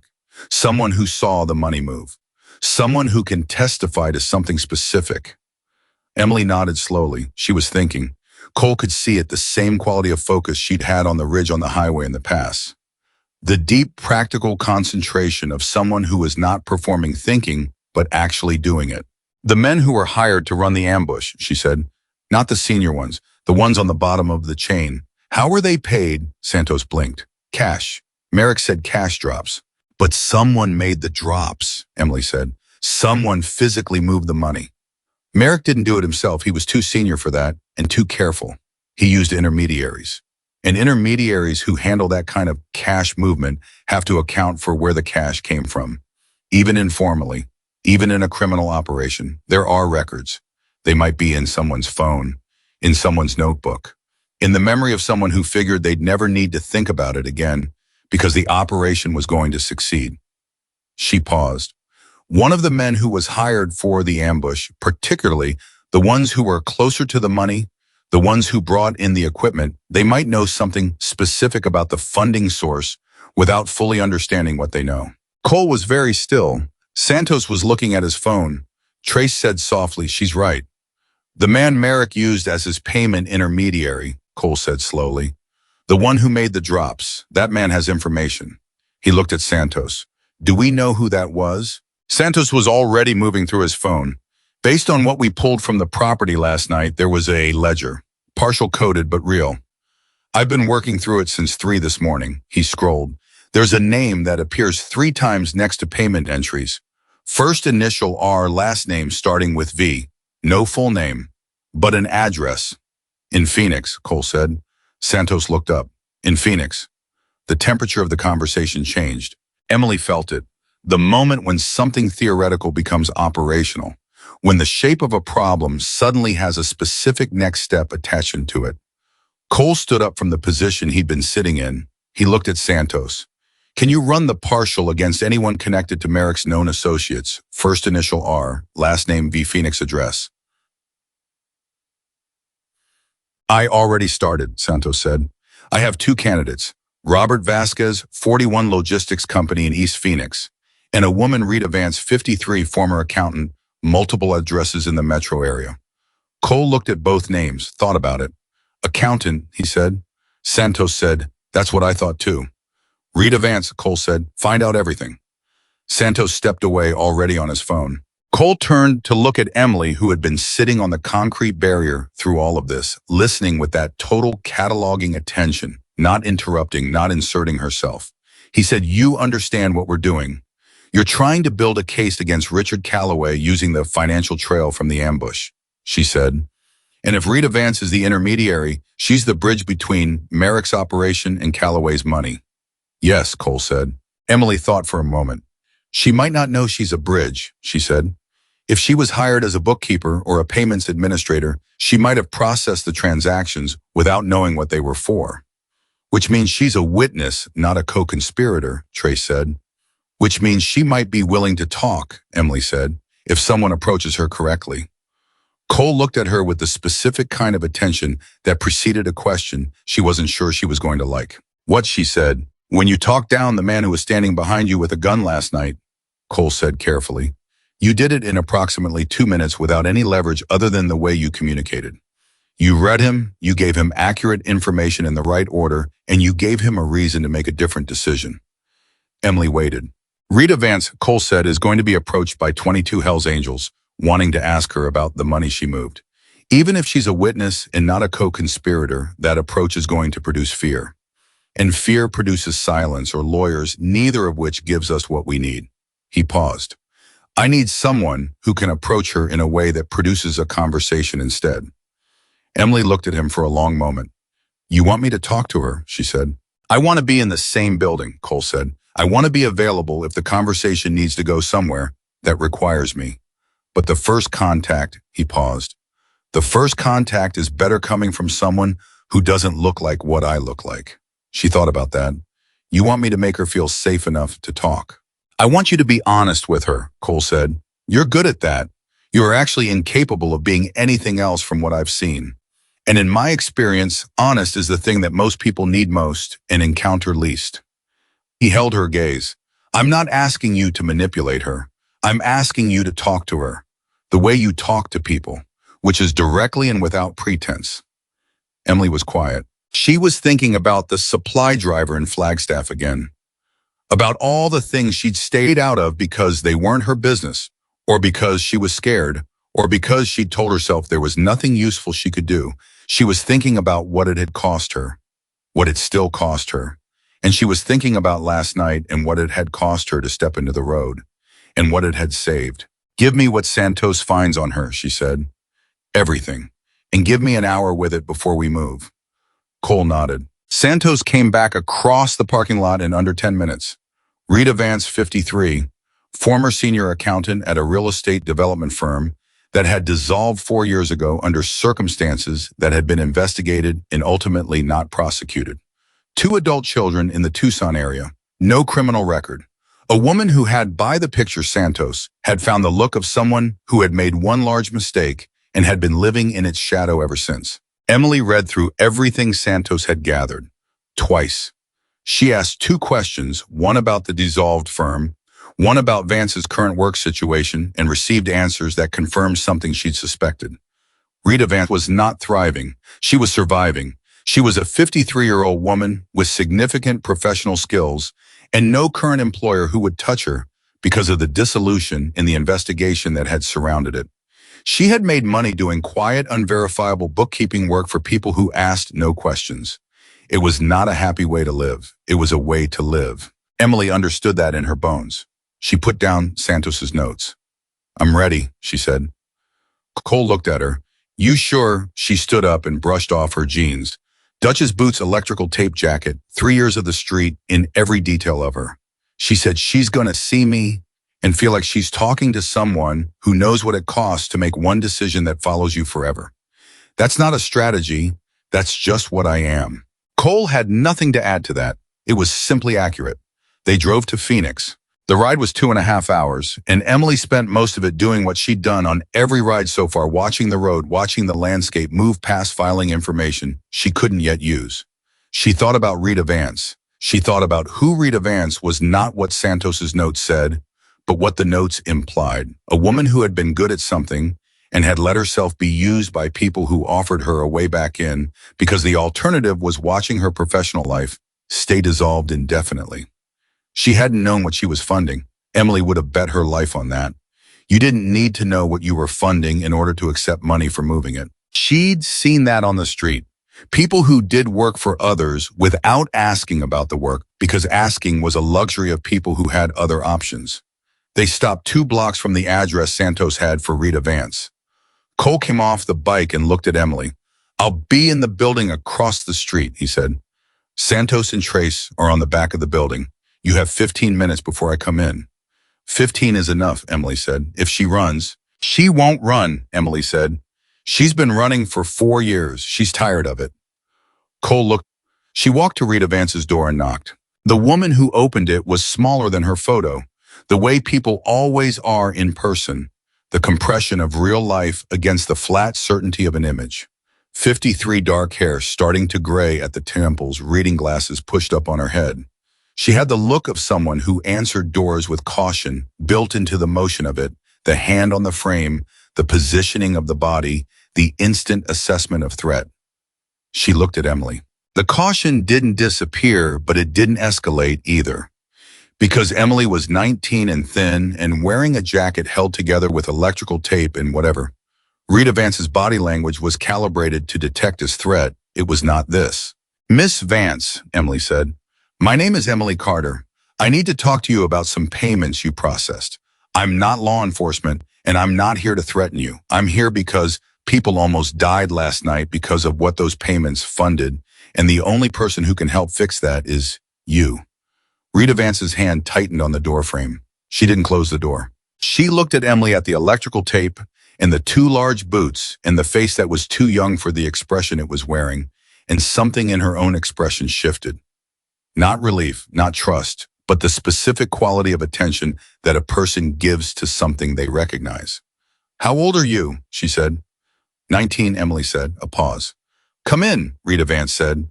Emily walked inside. The apartment was the apartment of someone who had once lived differently. Good furniture, carefully maintained. Books. A desk with an organized surface. The home of a person who had standards and kept them regardless of circumstance, because standards were the last thing a circumstance took and the first thing you held on to when everything else went. Emily sat where Rita Vance indicated a chair across from the couch. Rita Vance sat on the couch and looked at her with the focused attention of someone who had survived enough difficult conversations to know how to be present for one. Tell me what you know, Rita Vance said. Emily told her, not everything. The outline, the ambush, the mountain past the chain, barrier, the men who were supposed to die. She didn't name Cole. She didn't name the Hells Angels specifically. She named Victor Merrick, which produced a visible reaction, a slight tightening around Vance's eyes that confirmed she knew the name. He used your work to fund it, Emily said. Not necessarily with your knowledge of what it was for, I understand that. I'm not here to argue about what you knew or didn't know. I'm here because the money that moved through your hands funded an ambush that killed no one last night only because I ran into a highway and screamed at 22 motorcycles. She paused. And the man who authorized the money, Richard Calloway, is going to try again. Because men like that don't stop. They adjust and they try again. And the next time there might not be anyone in the road. Rita Vance was very still.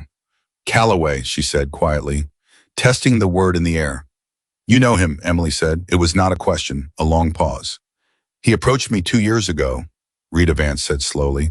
After the firm dissolved, he offered me bookkeeping work. I knew it wasn't clean. You don't get offered that kind of work by someone like Calloway without knowing it's not clean. But the alternative was, she stopped. The alternative was the alternative, Emily said. Rita Vance looked at her. Yes, she said softly, exactly that.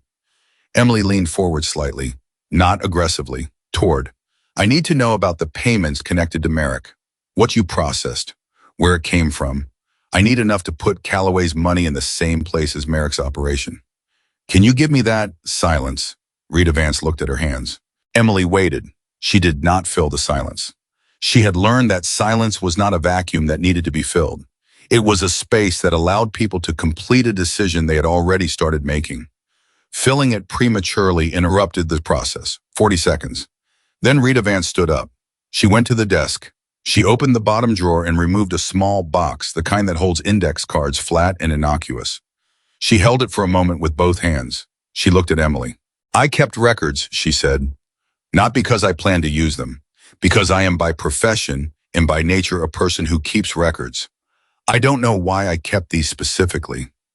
She paused. Actually, I do know. I kept them because I understood at some level that there would be a day when I would need them or regret not having them. Emily looked at the box. Calloway's name is in there, Rita Vance said. Account numbers, transfer dates, correspondence references. It's coded, but I can decode it. I made the code and I can read it. She held the box for another moment. Then she said, what happens to me? That depends on what you do next, Emily said honestly. I'm not in a position to make you promises I can't keep. But I can tell you that the difference between a person who hands over evidence voluntarily and a person who waits to be found is significant. To the people who will eventually decide what happens to you. She paused. And I can tell you that the people I'm with tonight, they're not unreasonable men. When someone gives them what they need, they don't punish the giving. Rita Vance looked at the box one more time. Then she held it out.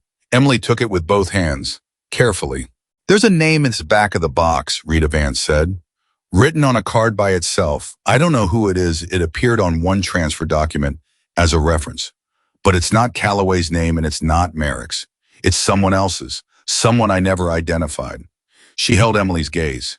If I were you, I would make sure whoever you're working with sees that name before they do anything else. Emily's hands tightened on the box. Why, she said. Rita Vance looked at her steadily. Because in my experience, she said the name you don't recognize is always the most important one. Emily stood up. She held the box to her chest.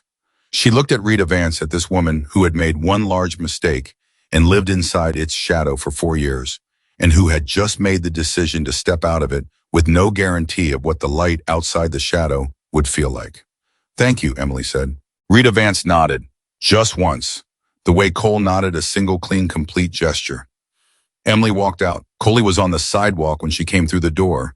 He was leaning against the building wall with his arms crossed and the careful stillness of a man who had been counting minutes and was now doing the specific arithmetic of someone reading the result on a person's face. He looked at Emily, at the box in her hands. She held it out. He took it, looked at her. She gave it to you, he said. She was waiting to give it to someone, Emily said. She just needed someone to show up who she believed would do something real with it. Cole opened the box. He looked at the contents for a long moment.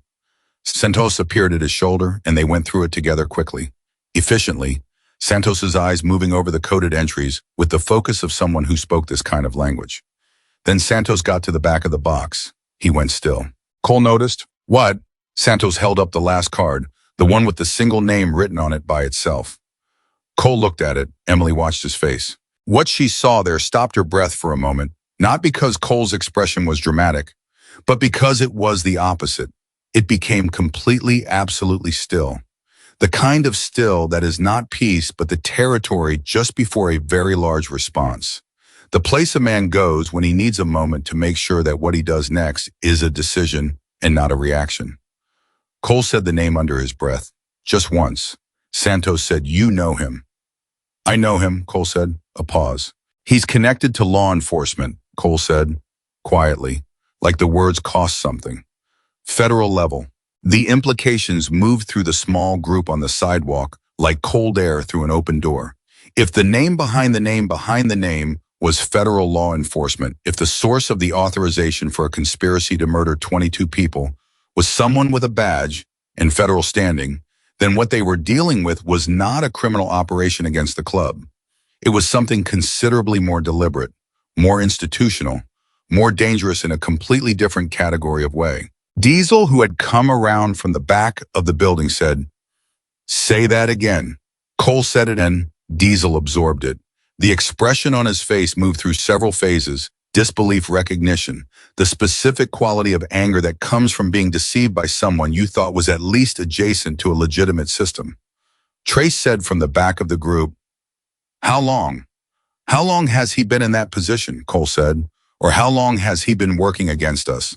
"Both," Trace said. "I don't know either answer," Cole said.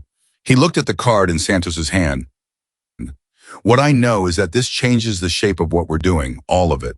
Because if there's federal involvement in what happened last night and we move against Calloway directly, we'll be moving against someone who has a shield we can't see." He paused. "And shields we can't see tend to show up at the worst possible moment." Emily had been listening to all of this with the full force of her attention. She said, "Who else knows about this card?" "Rita Vance," Cole said. "And she said she never identified the name," Emily said, "which means she didn't know what it represented, which means she may not fully understand what she gave us." "Right," Santos said. "Which means," Emily said carefully, That right now, the only people who know there's federal involvement in this are in this group. She looked at Cole. And whoever that name belongs to doesn't know we have this card. Cole looked at her. Miriam. She continued. He knows the ambush failed, or he will when Calloway tells him. He knows Merrick is compromised. He probably knows Calloway's exposed.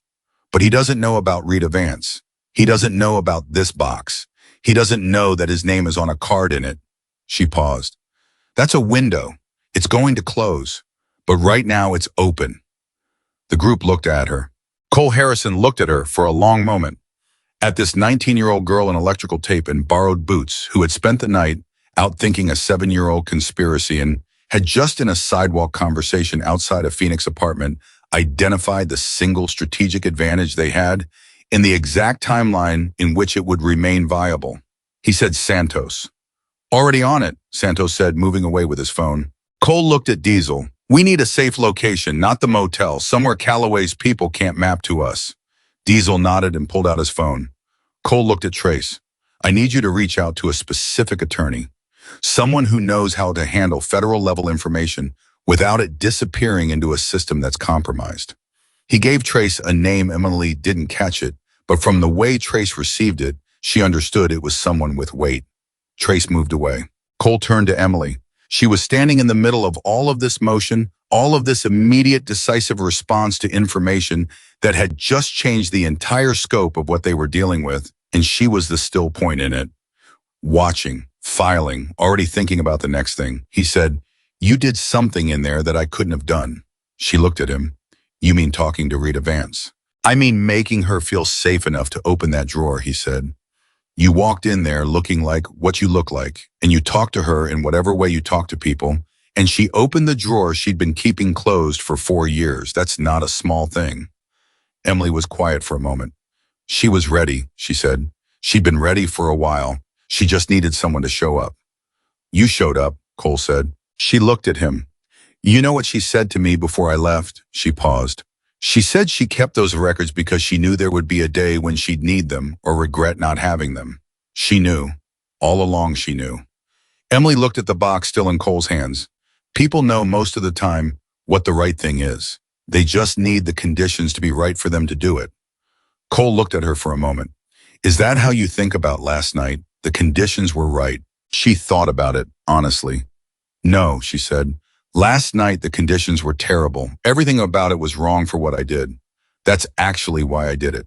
She paused. Because if I waited for the conditions to be right, I'd still be waiting, like I was in Flagstaff. Cole was quiet. Around them, the crew was moving phones out, plans reforming around the new information, the specific organized energy of people who have been given a hard problem and a real chance to solve it. Emily looked at all of it, at the 21 men who were alive because she'd been on that ridge this afternoon by accident, because she'd walked it before, because she liked to know what was happening in the distance, because she'd learned to watch the edges, because nobody had ever watched out for her, so she'd learned to watch out for herself. And then last night for strangers. Cole's hand was on her shoulder for a moment, brief, solid, the specific weight of something meant. He said, I need you to come with me to the safe location. What's in this box? We need there when we work through it. You might see something we don't. She looked up at him. And after that, he said, after all of this resolves, however it resolves, I want to have a real conversation about what you're doing next, about what's possible, not a charity conversation. He held her gaze. I don't do charity, but I do recognize something real when it shows up in the middle of a highway at night and refuses to walk away. Emily looked at him for a long moment. Something moved in her chest that she hadn't felt in 3 years. Something that had been closed down and boarded up and fortified against the specific kind of damage that came from letting yourself believe that other people saw you. Cole Harrison saw her. He'd been seeing her since the highway. She said, okay, the same word, every time. Because it was the right word. Because it was true, and it was simple, and it carried everything she meant without excess. Cole nodded once. He handed the box back to her. You carry it, he said. It came to you. You keep it until we're ready to use it. She looked down at the box, at the card in the back with the name that changed everything. At the 4 years of Rita Vance's careful record keeping, a woman who had held on to something she didn't know she'd need for a day that had arrived because A 19-year-old girl had run into a highway and changed the direction of a night that was supposed to end in 22 deaths on a mountain road. She held the box with both hands and walked to the bike. The safe location was a property outside Scottsdale that belonged to a man who owed Cole Harrison a debt of the kind that doesn't get repaid with money. A real debt, the kind built from a moment years ago when Cole had done something that cost him personally and saved someone else professionally, and the someone else had never forgotten it and had spent a decade finding ways to be useful. The property had a large main room, a working kitchen, and enough space to put 22 people without anyone feeling crowded. Within 40 minutes of arrival, Santos had set up a working station at the main table and was moving through the contents of Rita Vance's box with the focused precision of a man who has found exactly the document said he needed and is now in a race against the clock to extract everything it contains. Emily sat at the far end of the table and did what she'd been doing it all night. She watched, she listened, she filed. But something was different now. The men around the table were no longer organizing their attention around Cole exclusively. They were organizing it around Cole and then checking it against Emily. When Santos made a finding, he set it to the table, but his eyes went to Emily. When Trace offered an interpretation, he paused afterward and looked at her the way you look at someone whose read you've learned to trust. She noticed this. She didn't know what to do with it, so she filed it along with everything else and kept her attention on the work. Santos laid it out in under an hour. The box contained 4 years of coded payment records that once decoded using the system, Rita Vance had used a simple but effective alphanumeric substitution that Santos cracked in 12 minutes because Vance was an accountant, not a cryptographer, told a story that was clean and complete and devastating. Calloway's money had moved through 7 intermediate accounts before reaching Merrick's operation. It had been structured to look like legitimate consulting payments from 3 different shell companies, all registered in Nevada, all connected to Antler Basin Holdings at the third remove. The kind of layering that was designed to defeat a casual investigation and slow down a serious one. But Rita Vance had kept the source records, the original transfer instructions, the account numbers before the layering began because she was, as she'd said, a person who kept records. The money trail went from Richard Calloway to Victor Merrick in 12 documented steps, each step captured in Vance's precise accountant's hand. And at the back of the box on the card, by itself, was the name that connected the authorization to the federal layer above Calloway. Deputy Marshal David Reeves. Cole said the name once to the full room and let it sit. Nobody spoke for a moment. Diesel, who had been standing with his arms crossed throughout Santos's presentation, said, "How long has Reeves been connected to Calloway?" Cole said Santos. Santos had been running that thread simultaneously. First documented connection I can find goes back 9 years. Reeves was a county law enforcement officer, then he was federal inside 18 months of that connection starting, which means either Calloway helped him get there or Calloway recognized an opportunity when Reeves made the move independently. Either way, Mako said, Reeves has been Calloway's inside man for 9 years. And feeding information about the club for at least part of that time, Cole said, which explains how Calloway knew our route, how he knew our number, how he knew enough about our operations 3 months ago to sabotage the logistics deal from the inside without anyone identifying him as the source. The room absorbed this. Emily said from the end of the table, "He's not going to wait long." Every head turned toward her. "Reeves," and she said, "when Calloway tells him the ambush failed, and Calloway is going to tell him because Calloway needs to know if Reeves can insulate him from the fallout. Reeves is going to make a calculation. He's going to figure out how much exposure exists and whether it can be managed. And if he figures out that it can't be managed quietly, he's going to do something proactive." She paused. Men who have operated safely for 9 years don't accept exposure passively. They move against the exposure. Cole was looking at her. "We're the exposure," she said simply. "We have this box. If he finds out about the box, he moves against us first and manages the narrative after. He has the authority to do that. He has the infrastructure." Santos said, "She's right. The window is real and it's closing faster than we thought." Cole stood up.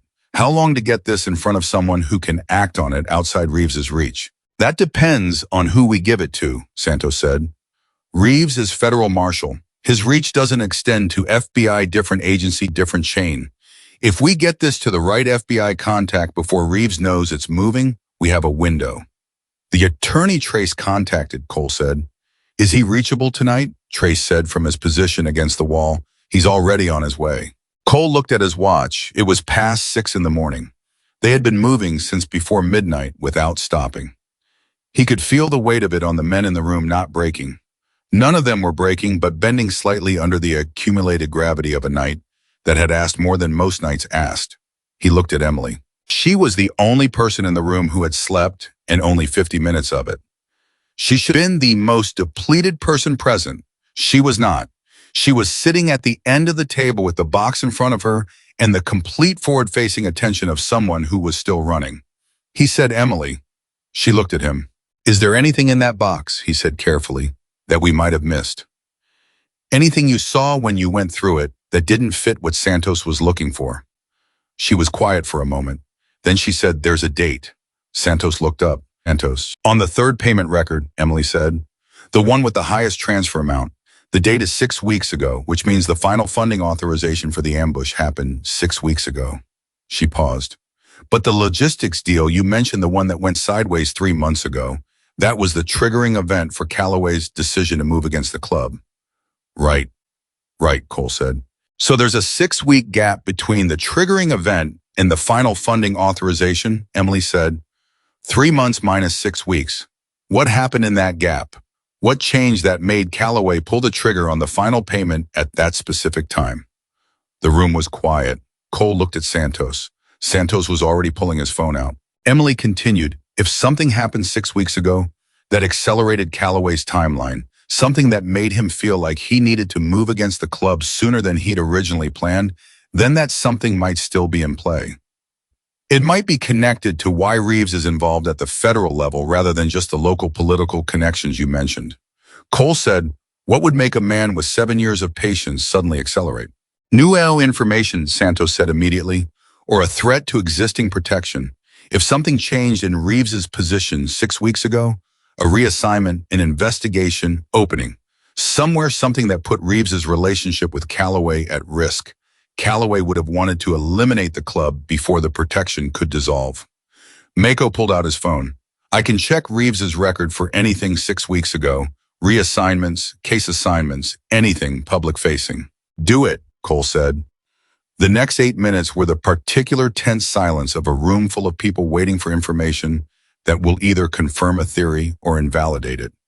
Emily sat with the box and thought about the supply driver in Flagstaff and about Rita Vance's drawer and about the specific weight of information that people carry without fully understanding what they're carrying.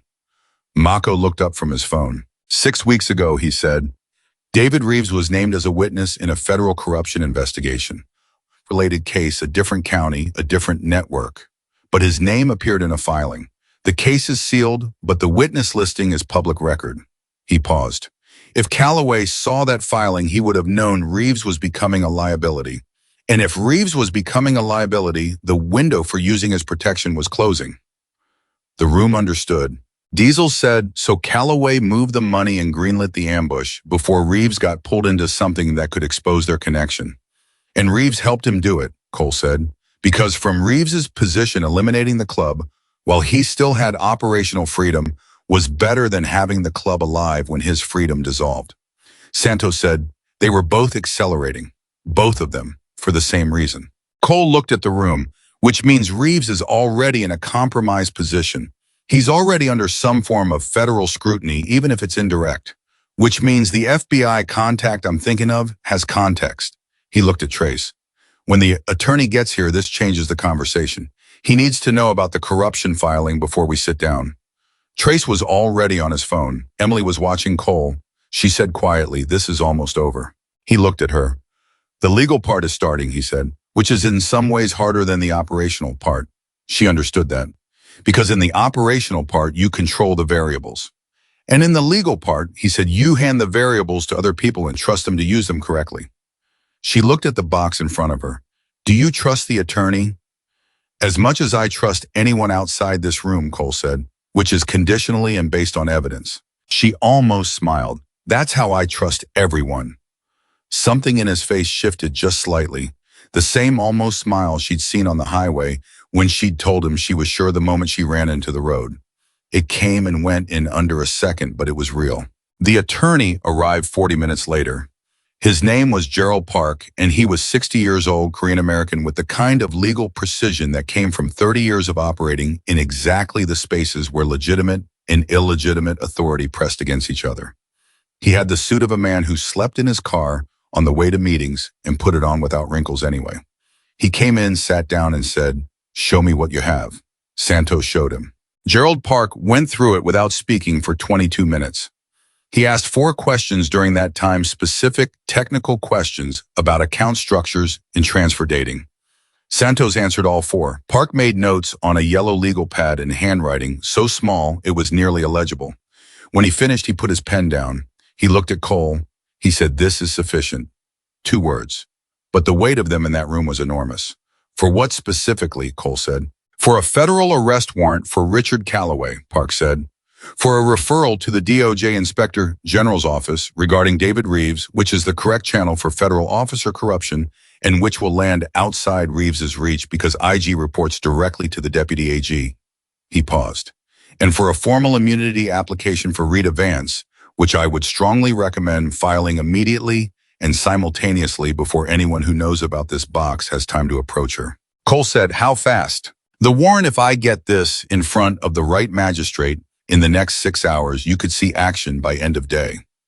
Park looked at his watch. "The IG referral I can file electronically in the next 30 minutes. The immunity application I can have drafted in an hour." He paused. "The critical factor is whether Reeves has been alerted. Because if he knows we're moving, he will attempt to interfere with the warrant process. He has enough standing to delay it for 48 to 72 hours, which gives Calloway time to move assets and potentially relocate." "He doesn't know about the box," Cole said. "You're certain?" "As certain as I can be," Cole said.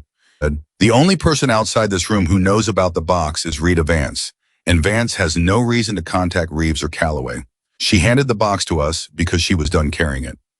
Park considered this. "Then the window is real. We move in the next 2 hours or we risk losing it."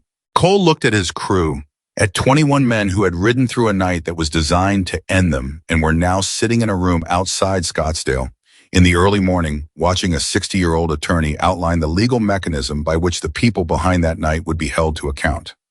He said, "Move." Park moved. The next 2 hours were the most intense waiting Emily had experienced in a night that had contained a great deal of intense waiting. Park worked at one end of the table with Santos providing documentation support.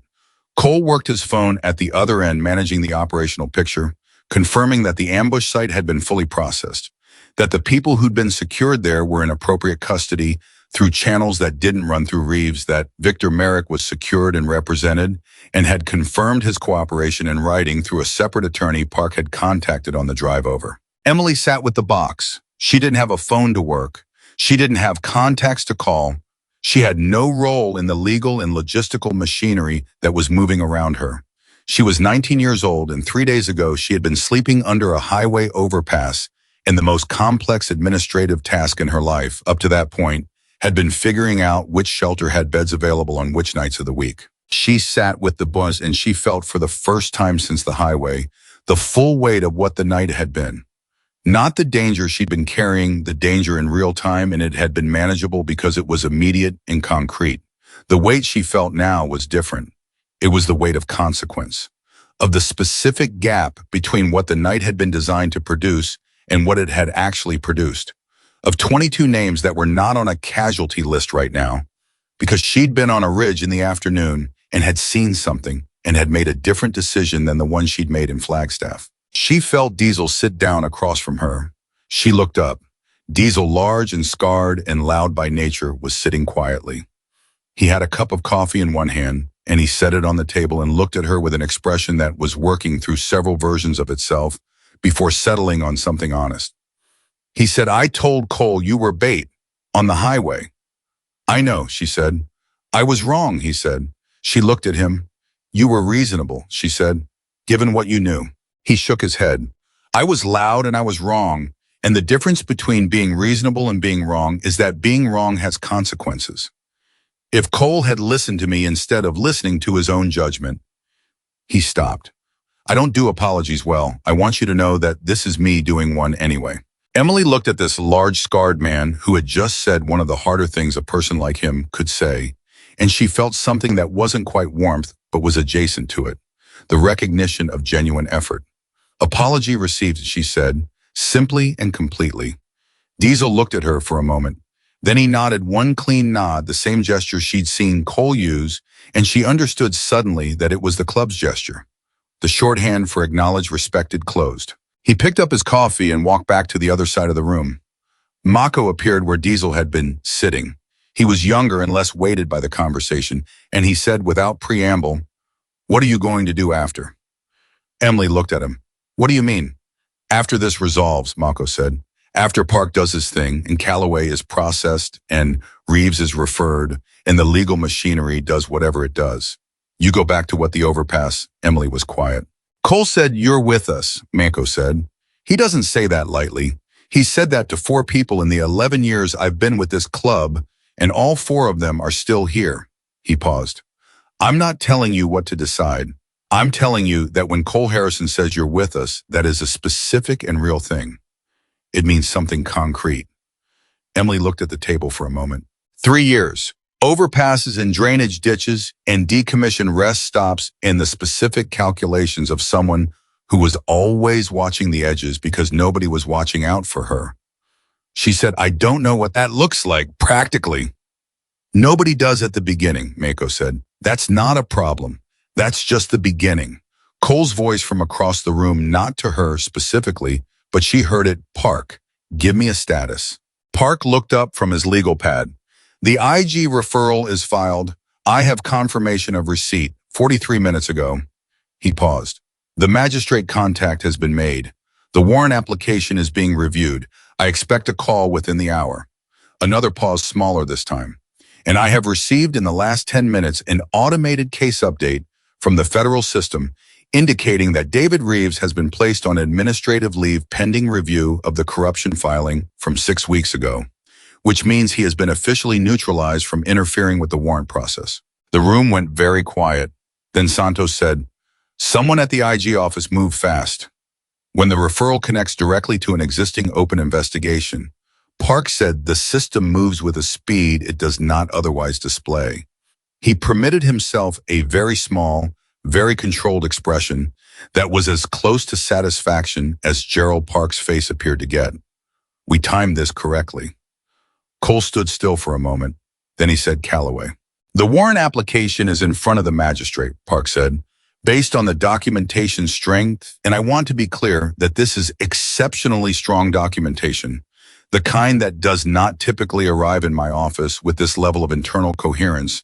I expect the warrant to be issued within 2 hours. Federal marshals, not Reeves's office, will execute it." Cole looked at his crew. "I didn't say anything for a moment." He looked at each of them in turn, all 21 moving around the room, and then his eyes stopped on Emily. She was watching him from the end of the table with the box in front of her and the borrowed boots on her feet and the electrical tape holding her jacket together. He walked to her. He stopped in front of her. He looked at her for a moment, and then he said very quietly, just the 2 of them, "You understand what you did." She looked up at him. "I stopped 22 motorcycles." "You stopped 22 lives from ending," he said. "And then you spent the rest of the night making sure the people responsible couldn't do it to anyone else." He held her gaze. "That is not a small thing, Emily. I need you to hear that. Not from politeness, from accuracy." She felt it again, that thing in her chest that had been closed down and boarded up. It was opening in a way that was uncomfortable and necessary and real. She said, "I thought about Flagstaff the whole time. I thought about the supply driver." "I know," Cole said. "It made me angry," she said. "Not at anyone specifically, just at all the times I didn't do the thing I could have done." "Then use it," Cole said. "Don't carry it. Use it." She looked at him. "The anger at missed chances," he said. "It's the most useful thing a person can have if they stop letting it look backward and start letting it look forward." She absorbed that, filed it, not in the practical catalog of terrain features and payment transfer dates and cough patterns. Filed it in a different place. The place where things went that changed how she understood something she'd been carrying a long time. She said, "Cole." "Yeah." "The name, Reeves. When you saw it on the card and you went still," she paused. You recognized it before Santos told you he was federal. You already knew him. Cole was quiet for a moment. We'd met, he said carefully, years ago, in a context that at the time seemed coincidental. He paused. It wasn't. She understood the weight of that, the specific pain of realizing that a thing you thought was coincidence was design, that you had been read and calculated and positioned by someone who was smiling at you the whole time. She said, "I'm sorry." He looked at her. Something in his face was briefly genuinely unguarded. "Thank you," he said. And then the guard was back, not hostile, just present. The armor of a man who wears it so constantly, he's forgotten it's there. He straightened up. "Park needs the box. Final documentation review before the warrant is issued." She pushed the box across the table. He took it to Park. The warrant came through at 9:47 in the morning. Park received the call, listened for 40 seconds, said 3 words, "Thank you, Your Honor," and hung up. He looked at Cole. "It's done," he said. "Richard Calloway will be in federal custody within the hour." Cole nodded. Santos said, "Rita Vance, the immunity application." Filed simultaneously with the warrant execution notification, Park said. "She will be contacted by my office within the next 3 hours. She will be fine." He said it with the precision of a man who chooses his words carefully and means this one specifically. She will be fine. Emily heard that and felt the specific relief of someone who had made a promise to another person, not in words, but in the implicit promise of showing up at someone's door and asking for something that cost them, and was now watching that promise be kept. The room changed when Park said, "It's done." Not dramatically, not with celebration. These were not men who celebrated while things were still being processed. And there was still Reeves in the IG investigation and the broader implications of what had been found in that box to be worked through over days and weeks and possibly months. But the specific tension that had been sustained through the entire night, the tension of a situation that was still alive and moving and capable of going wrong, released. Slowly, like air from something that had been held too long at pressure. Men sat down. Men talked to each other in voices that weren't managing anything anymore. Dutch inevitably produced food from somewhere, and nobody questioned it, and everyone ate. Cole sat down next to Emily. He didn't say anything for a moment. They sat side by side, and Emily ate, and Cole had coffee, and outside the Scottsdale morning was well underway, going about its business in complete indifference to everything that had happened inside this building since the previous night. Cole said, 3 years. She looked at him. He was looking at his coffee. 3 years on the street, he said, since you were 16. Yes, she said. What happened when you were 16, he said, not with the aggressive opening of someone interrogating. With the careful, space-giving tone she'd heard him use when he was asking something, he understood might cost the other person something to answer. She was quiet for a moment. My mother got sick when I was 12, she said. She held on for 4 years. When she died, there was nothing left. No other family that was viable. No resources. I was 16 and I made some decisions that I thought were going to help, and they didn't. And by the time I understood that I was already outside the systems that could have helped me, she paused. I've been managing on the outside since. Cole was quiet. I'm not looking for sympathy, she said automatic. I know you're not, he said. I'm not offering it. I'm listening to your actual history so I can be accurate about what I'm saying to you. He set down his coffee. I have a property in Flagstaff. Not a club property, mine personally. It has a separate residence on the north side that's been empty for 2 years. It's a real structure. It has utilities. It has a mailing address. He looked at her. It needs someone to live in it who I trust to be responsible with it, in exchange for which the residence is theirs without condition. Emily looked at him. I'm not offering you charity, he said. I'm offering you a trade. The residence for the responsibility of it. She stared at him. You've known me for 8 hours. I've known you for 8 hours, he confirmed. In 8 hours, I've seen you stop an ambush, navigate a mountain pass in borrowed boots, talk a federal employee's middleman into handing over 4 years of compromising financial records and identify the name that broke a 9-year criminal conspiracy. He paused. I'm a good judge of people. I've been wrong twice in 52 years, and both times I knew something was off and ignored it. I don't have that feeling right now. Emily looked at him for a long time. She thought about the overpass, the drainage ditch, the decommissioned rest stop she'd mentioned to Rita Vance as the kind of place where a person running an operation would hide. She'd slept there. It had been adequate. She'd made it adequate, because that was what she did. She thought about a residence with a mailing address. She thought about what it would feel like to know where she was sleeping 3 nights from now. She said, "I don't know how to live in a building." Cole looked at her steadily. "Yes, you do. You just haven't done it in a while." She looked away, out the window, at the morning, back at him. "Okay," she said, the word that had carried the whole night. Every pivotal moment of it, one syllable simple and true and said with everything she had.